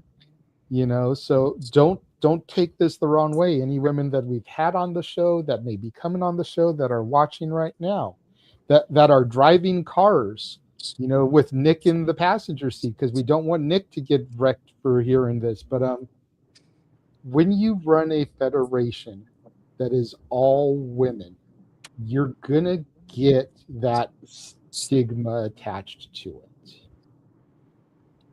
Almost you're not good enough to get booked on other shows, so you had to form your own company so you can get a spotlight. Because, to Candy Girl's point, a lot of companies give 1, maybe if you're lucky, 2 matches to women. That's why intergender is such a big thing on the indies. That's why Candice and Joey had to have fucking guerrilla warfare matches where Candice comes out bloody as hell because you weren't even getting a women's match on PWG back in those days. She had to wrestle intergender just to get a spot on the card. And I still will talk shit about that bitch, but that's a whole other story. Yeah. But but you're gonna get no. I was business just gonna say it's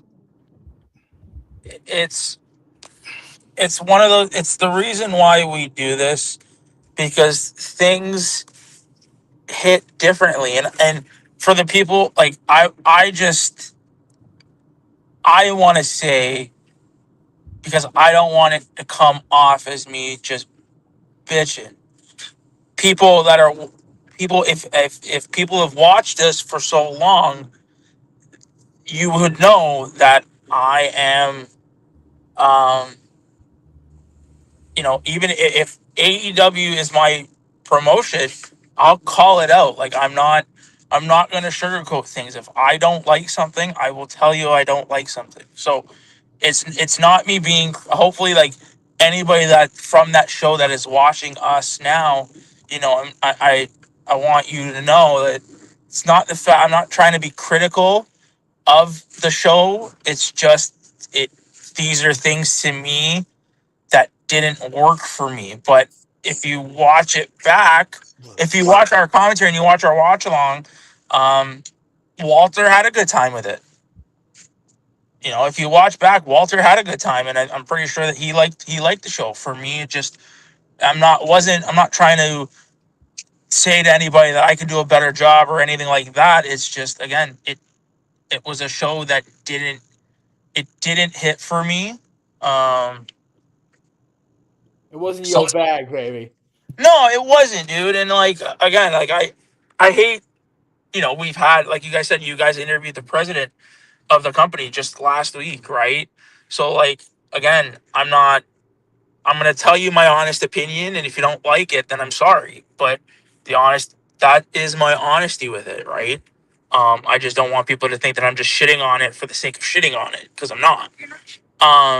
Because I can tell you that if this was an AEW thing, Lord knows I'd fucking rip it. You know what I mean? So hopefully they do a better job next time, the next show.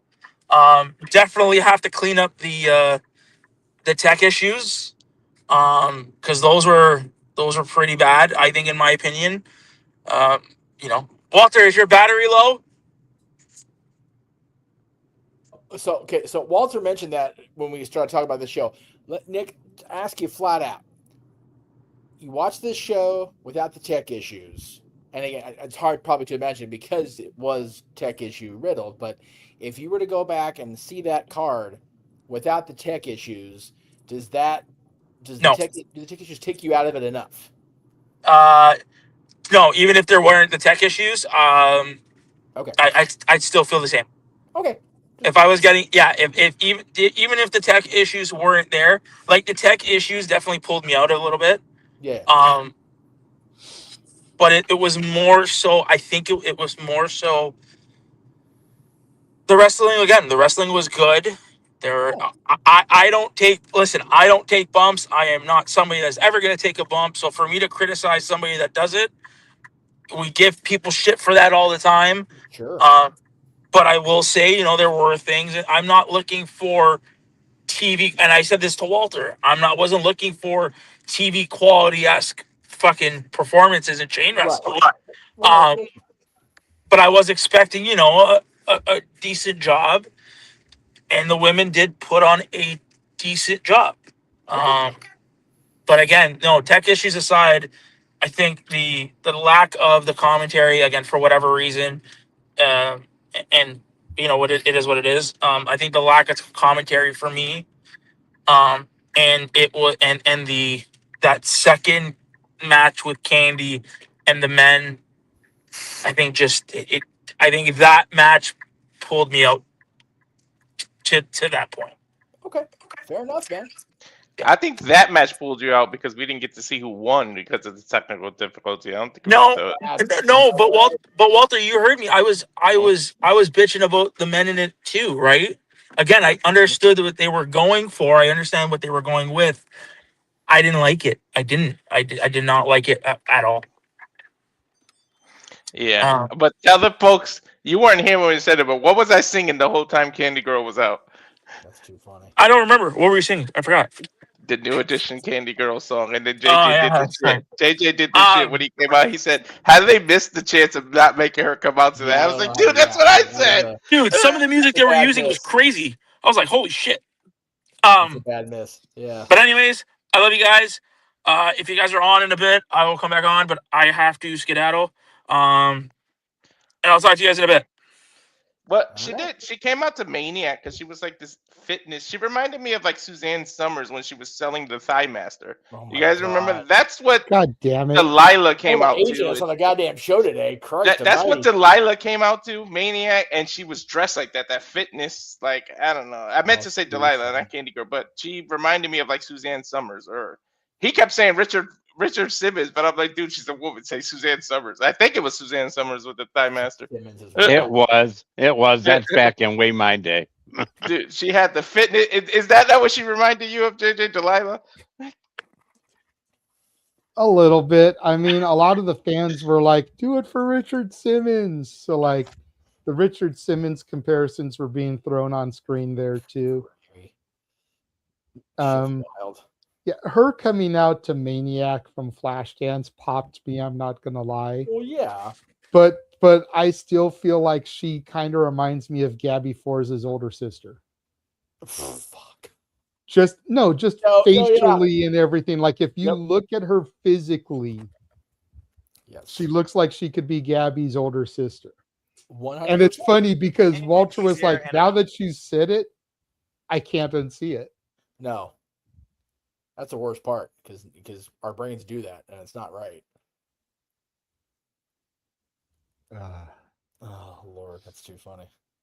But yeah, I mean, I thought it was a really solid show. I told Manuel that I'll definitely, I don't know if I'll be there for the Dream Slam show next month because that's like their partner, that's their brother brand, if you will. Yeah. They're the sister brand to it. Yeah, I like that. That's good. That's why the title is called FWW/. Yeah. So I don't know if I'll be going to that one next month, but I did tell Manuel that I'll be there for the next FWW show. Hell, he even had put out a call like the day prior, like, anybody want to be the ring announcer? Shit. I almost messaged him. Right? Dude, I would have done it if I was out in SoCal. I mean, I don't have the attire for it. Right. You know, I don't have like the suit or anything, which is the only reason why I didn't. Yeah. But like, I thought about it. Hell, Emo doesn't wear a suit when he announces for GCW. There's a big difference between a company called The Last Outlaws and a company of women. True. You want to look good when you're around women like that. Mm-hmm. It's fair. Very fair. Well, that basically takes care of that. Oh. Noah has dipped. He did. He said that he had to take off, get ready for the watch along, which doesn't start for another 45 minutes. But that's okay. We will take the opportunity to run the trailer one more time, then we'll come back and we'll start getting into the shills. Get out of here. And now for a taste of things to come.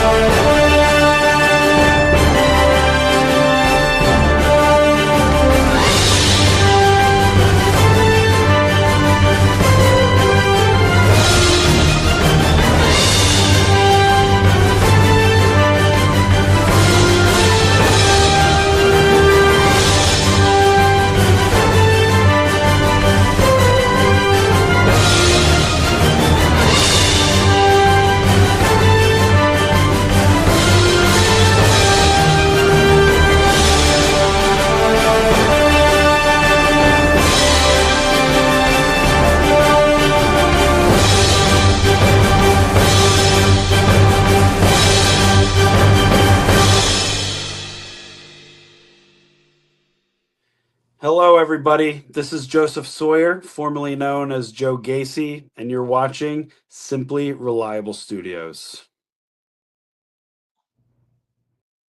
All the professional wrestling and more. I kind of missed the old way Noah did it. All the wrestling, we got to get him to do that again. We just need to record it. That way we can use it for all time. Right? Just throw it at the end of the trailer. Then That's he it. doesn't have to do it. That's right. That's And right. if he's not here, like right now, still have his presence. All right, everybody. Happy Sunday. Adam Pierce on the ground in beautiful Sorry, Ottawa, sorry. Ontario, Canada, where tomorrow What? Adam Pierce? I didn't That's know he was coming preview on of the Raw. show. Damn. Okay. Got the former NWA World Heavyweight Champion on the show. Man who rode shotgun in our van. This is what happens when you stream, folks, and you don't realize your tabs are audio open. Anyway, yeah, Pierce is previewing Raw tomorrow night. So there you go. Tune in to Raw tomorrow night because what else are you doing on Monday night? Okay. All right. Well, let's go ahead and get through here. Do our shills. First of all, we will start with Charles. Yeah, Charles. Yeah, of course. You can follow me on Twitter at Talk Randall. Believe it, Chase, you damn it. I'll be cursed. That's right. That's right. I don't got to worry about Noah knocking us and chase you today. Knocking shit today. That's Agreed. it. Damn it. Dave. Thank you. Remember, thanks, JJ. We all mentioned Becky earlier and no DQ. That was when me and Gino and Matthew and Gino's and my buddy Chris got to meet Seth and Becky at an Ammo Coffee thing the day of Backlash when we went in May. When I got to meet Matthew for the first time, I had just met Gino prior to that. It was a great time, and Becky's a sweetheart, and I made Seth smile when he was pissed off that day. By just saying the best thing was I loved when he debuted with the Shield. He loved it. He said, "Thanks, Dave." But you can find me on No DQ. Find me on Facebook. Find me on with you guys, and thank you for having me. And with our friend Oofman Entertainment. Thanks to Aaron again, as JJ mentioned in the beginning. Aaron brought us all together, and it's been a pleasure meeting you, gentlemen, and hope to meet you all in person at one point. JJ, you mentioned you were talking to Noah. I'm as much about game shows and games as he is. You mentioned Atari 2600. It was my first system. Dig Dug, I used to play in the old arcades when I was a teenager. And if I'm ever out in California, I'd love to see that place. I'd love it. We have Dave and Buster's out here, and I even liked going there with my son when he was younger. It makes me feel like a kid again, because as you get older, you get younger. So we get more like kids as we get older, because now people have to take care of us. You'll learn that when we get to be even older than I am now. But I appreciate you guys having me on. I'll be happy to join for predictions Thursday night if this old man can stay up that late. So thank you again, guys. Absolutely, Dave. You're a welcome addition to the brand and to the Shenanigans. I was going to go to Walter next, but I know he is on the phone, so I will throw to Jeff. Go ahead and do his next. Well, I've got my usual, find me on the socials at _Jeff Meacham on Twix, on Instagram, on Threads. Find me when you can on the productions of NoDQ.com, the Greg Cherry brand, and of course right here on the Simple Reliable Studios. Also, I mentioned Bound for Glory weekend, Bound for Glory / Money in the Bank weekend. The following weekend, right here in Anaheim, California, cheap McFoley pop. My buddies Paradise Kitty are going to be on the bill with Slaughter and Quiet Riot out here at JJ mentioned it, the Grove of Anaheim. So come on out and support Paradise Kitty. Support if you're a fan of Slaughter, if you're a fan of Quiet Riot, if you're a fan of Guns N' Roses music. Come on out to the Grove. I'll be there for sure. It's looking like I'm going to have family there with me, depending on travel and whatnot. So hopefully we can get as many people out there as we can. The kitties very rarely perform together in SoCal, especially as local as they are to me right now. And Ariel, my buddy Ariel, is going to be on the bill with Paradise Kitty. So I am so stoked for October, man. We've got Money in the Bank. We've got Bound for Glory. We've got this show. The following weekend, I'll be in Arizona for the premiere of The Last Nightmare Part 2 from my buddy Braden Timmons. The final chapter of the Halloween H2O saga that he's cultivated the last few years. So, man, and of course, Halloween itself. So, October is going to be a fun month, and I'm looking. You know, the old song from back in the XMV days was "Wake Me Up When September Ends," because that's when XMV came back. It was the end of September of 2005. I can deal with September just going by really quick this year because it's going to suck. I'm not going to lie. So, give me to October, baby. I mean, September isn't going to suck for a wrestling level because there's so many shows that I'm eyeing going to, That's fair. money permitting, you know, with House of Glory, GCW, Santino Brothers, you know. So, And to be fair, it's going to suck in the travel and lack of revenue front, but I'm going to be able to hopefully be a part of a lot of good calls. You know, Triple Mania is in September. Sunday night's main event is in September. All Out. All Out. The same day as whatever show AAA is running that day. And Heat Wave, I think. Heat Wave. Yeah. Oh, no. Heat Wave is on the 30th next Sunday. Okay. Which, as of now, I'm working for the mouse. I'm trying to not be. But Well, I know that there's like AAA, NXT, and is it that on All In weekend? That's all in. That's all in day. Next My Sunday. bad. I thought it was All Out. Okay. No, All Out is just being counter-programmed by NXT, which, excuse me, by AAA in the same city, down the street from All In. Oh, Worlds Collide. That's what that one is. Because, you know, Paul's not petty or anything. But anyway, yeah. But yeah, next Sunday, if I'm not obligated to the mouse, I am down to be part of the calls for AAA, which they're called. They actually they named it Heat Wave in Spanish. I forget the actual Ola del.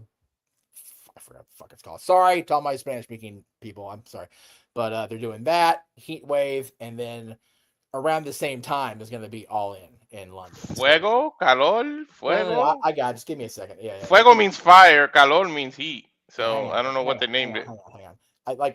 I want to be able to say it right. Hang on. AAA. Ola de calor. There you go.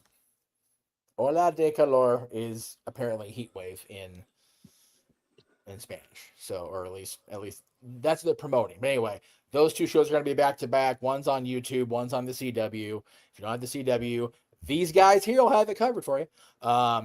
So, and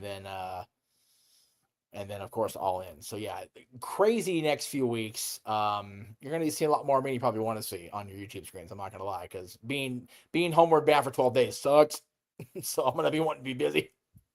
Hey, but we love when you're accessible and able to be part of the brand and the channels, Jeff. You know, we miss you when you're not here. I appreciate it. We love it when you're able to be part.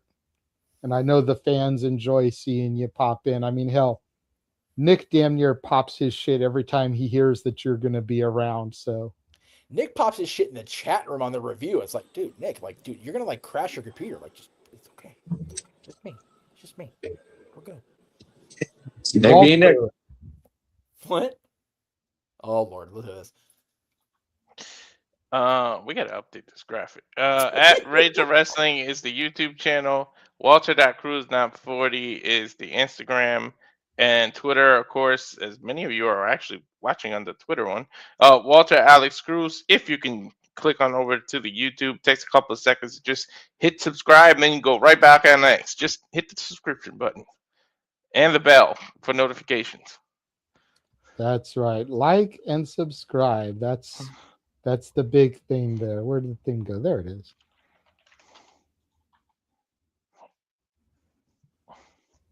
That's cool. And then for me, and I apologize, my shills for today is going to sound like a normal Jeff Meacham shill.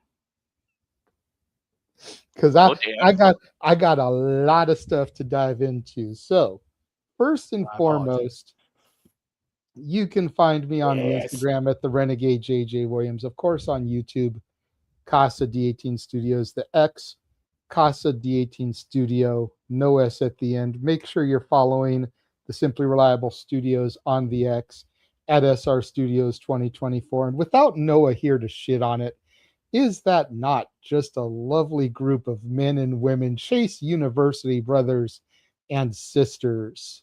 And dolls. Hey, Chucky. I don't know if I would call Chucky a doll. I've seen what Chucky can do. Don't tempt fate. But what a collection of alumni there. With the turncoat Ridge Holland too. That's right. You know that he won a championship as part of Chase University. So I gotta will say, Halloween time has started at Disney. Do not invoke the power of Chucky right now. It's already Halloween time. Do not fucks with Charles Lee Ray. Okay, just don't. No me chingas. Okay, I'm just saying. Walter knows. and then No ending. go back in the archives, check out our interview with Manuel Fabian, president of Future of Women's Wrestling. You know, we already touched on Manuel saying that he apologized for the interview and how nervous he was.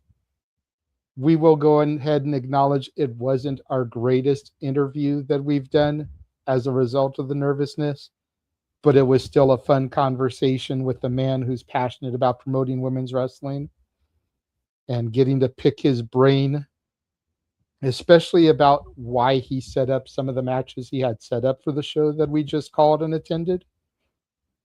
Was very cool. Next week kicks off 6 interviews in about 2.5 weeks, 3 weeks. Next week, we will be featuring the GCW Young Lions. Tuesday, August 25th, Junie Underwood is going to step into the stream for some shenanigans.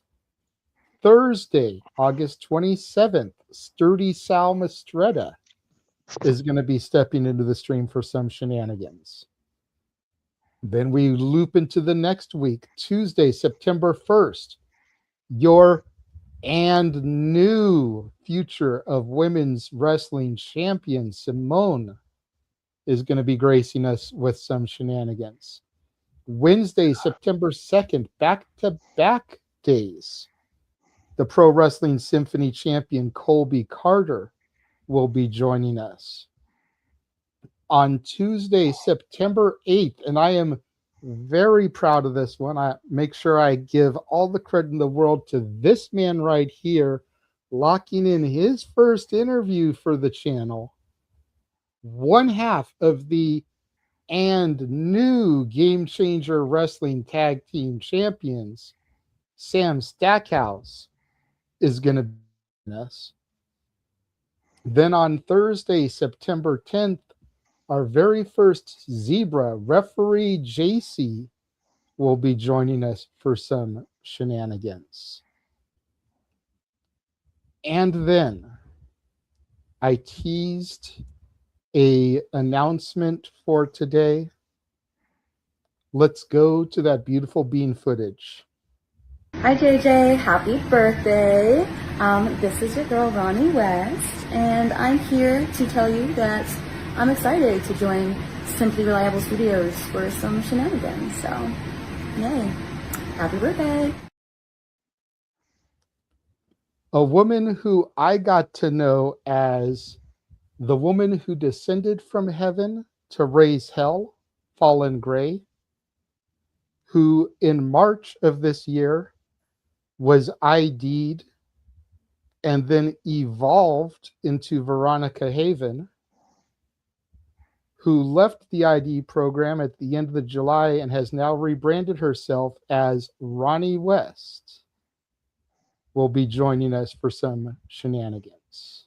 I am down to join her for shenanigans. My goodness.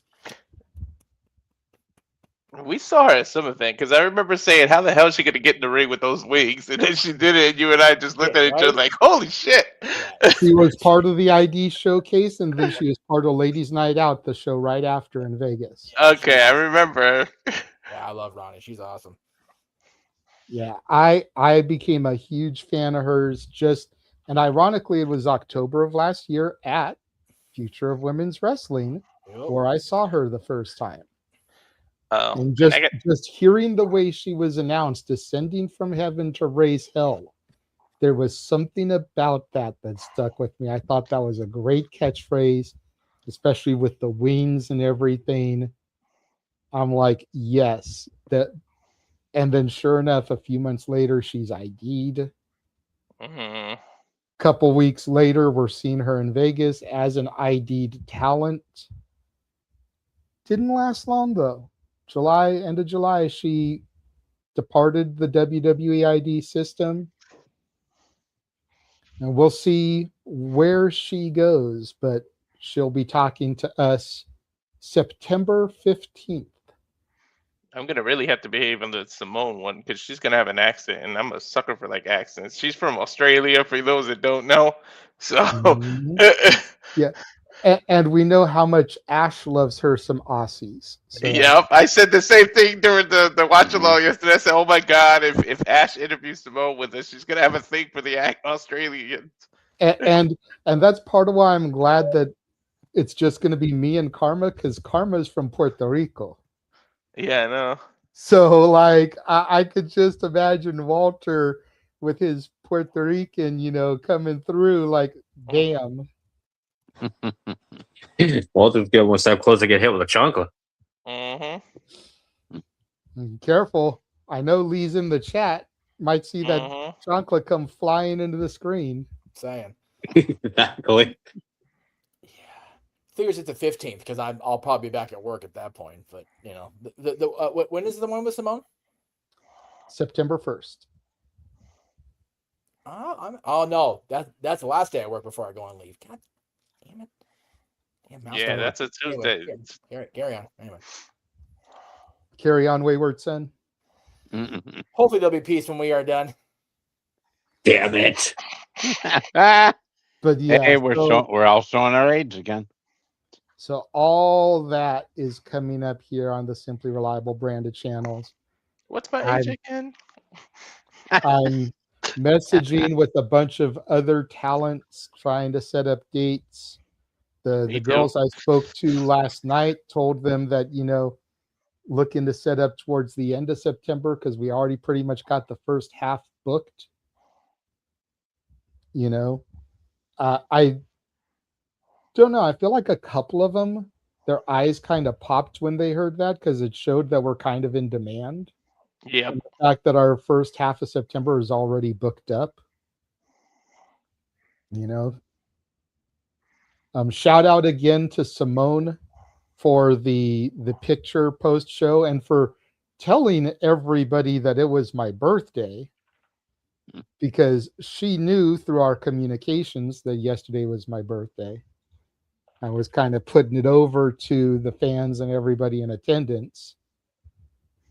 Shout out to Ronnie for sending me that video to promote. That's the first time we've gotten a video to promote an appearance. We usually get them to do their little show after the interview. This is the first time we've had them send one to promote an upcoming appearance. So I thought that was kind of cool. And you got put over too, JJ. You did, but you always like over, brother. Well, I think that's part of it is like, so the way that Ronnie kind of came about is she was going to do a whatnot. And so I signed up for whatnot. And by signing up through her link, you get $25 free to be able to bid or whatever. Tech issues happened. So her whatnot ended up getting shut down. So she posted some stuff on her IG reel. And I responded to one of the things because she was trying to clear out some of her Fallen Gray stuff so she can get Ronnie West merch made. So I asked her about a couple of their shirts and she replied right back to me. And, so we're starting to correspond based off of that. And then I was like, by the way, I emailed you previously about a potential interview. So she read the email, and then we started talking about that. So everything just kind of spiraled from a botched whatnot sale because of technical difficulties. And then, setting up the date, her knowing that my birthday was this weekend, would she be willing to send a video wishing happy birthday and announce the interview? We won't announce it until then, blah, blah, blah. And such a sweetheart. For a woman who portrays herself 2001, 2002 Victoria level crazy, she really is a doll. Mm-hmm. And that's the thing. The thing is, like when I met Becky, and she's been this mean heel for the longest time. I look when she does her heelish things now. I just laugh because now that I've met her, it's hard to even think of her as a bad guy, or as 100%. a man, Jeff, you look like you were going to say something. Go ahead. I don't. It wasn't about Becky. It was about something else. So I was gonna like. Was it about Ronnie Fallen? No, it was in the same vein as far as talking about Ronnie. Hopefully next weekend, even though I won't be around for the watch-alongs because I'll be working for the Mouse the day before. I don't work for the Mouse, but I will be at a venue where we'll hopefully get at least a promo, if not a full interview, with a former multi-time world heavyweight champion. I am working hard on that one, so we'll see how it pans out. But nice. I have a comp from the venue the venue owner for the event, and it's a matter of just interaction with the former champ. So we'll see how it plays out. But I'm hoping. Sounds good. And yeah, but to Dave's point, it's like once you get through that barrier with a heel, and especially if it's someone you see all the time, like your interaction with Becky, that may be the only time you ever get to meet her. But when you see these people, especially on like the indie level, and you kind of break through that barrier and you get to know them, they can try to be a heel all they want, but like, the real person, and it's so hard. Like, I'm over here making Karma break last night because I'm cheering her. Simone, I'm, the match hasn't started yet. Walter, I don't know if you heard this part. Let me know if you did. But she's kind of like walking around the ring, and I'm applauding her. I'm like, kick her ass, Simone, something like that. And she's like, you're sitting there wearing a Karma shirt. And I was like, where were you during intermission? Because she wasn't out there hawking her merchandise. I didn't hear that on TV, no. It's like, I would have bought a Simone shirt and worn it for her match, because Karma's match was before intermission. I would have changed during intermission. I was like, where were you at during intermission? You weren't out here hawking your wares. That's not my problem. So. But I said that to her, and she looked away, and she like looked right back at me like, fuck you, that's good. I wasn't out here. Damn it. So. Just like I love when when I watch when you show the highlight of Jeff with MJF, that's cool. Yeah. That's just cool. No, you know what? That got traction this week. I was in a conversation with somebody, and it turns out it's either their friend's dad or father-in-law or something. She what she said was, so you want to have a reason to just be angry for no reason? And I went, sure, why not? And so-and-so's never seen Mary Poppins. And I typed back, ... Then I went, you know what? I have actual context to reply to this. Fucking capped out the thing that MJF sent to Josh and went, boom.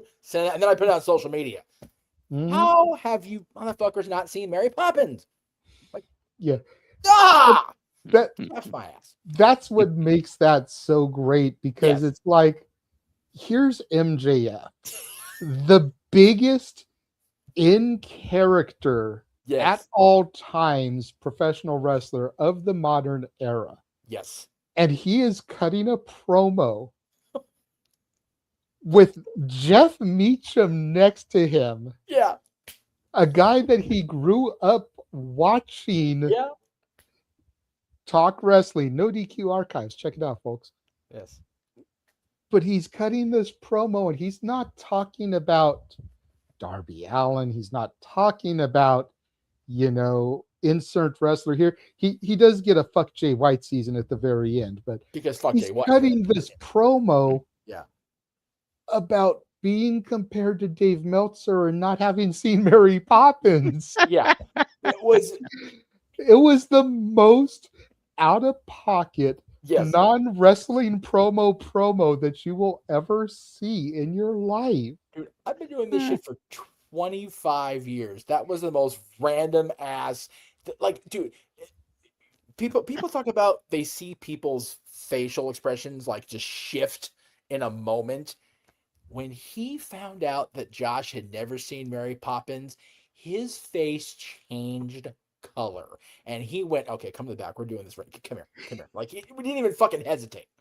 It's like, damn, that is some Disney love. I love it. And that makes it even better. The fact that the AEW World Champion wanted to cut a promo about how this dude has never seen Mary Poppins.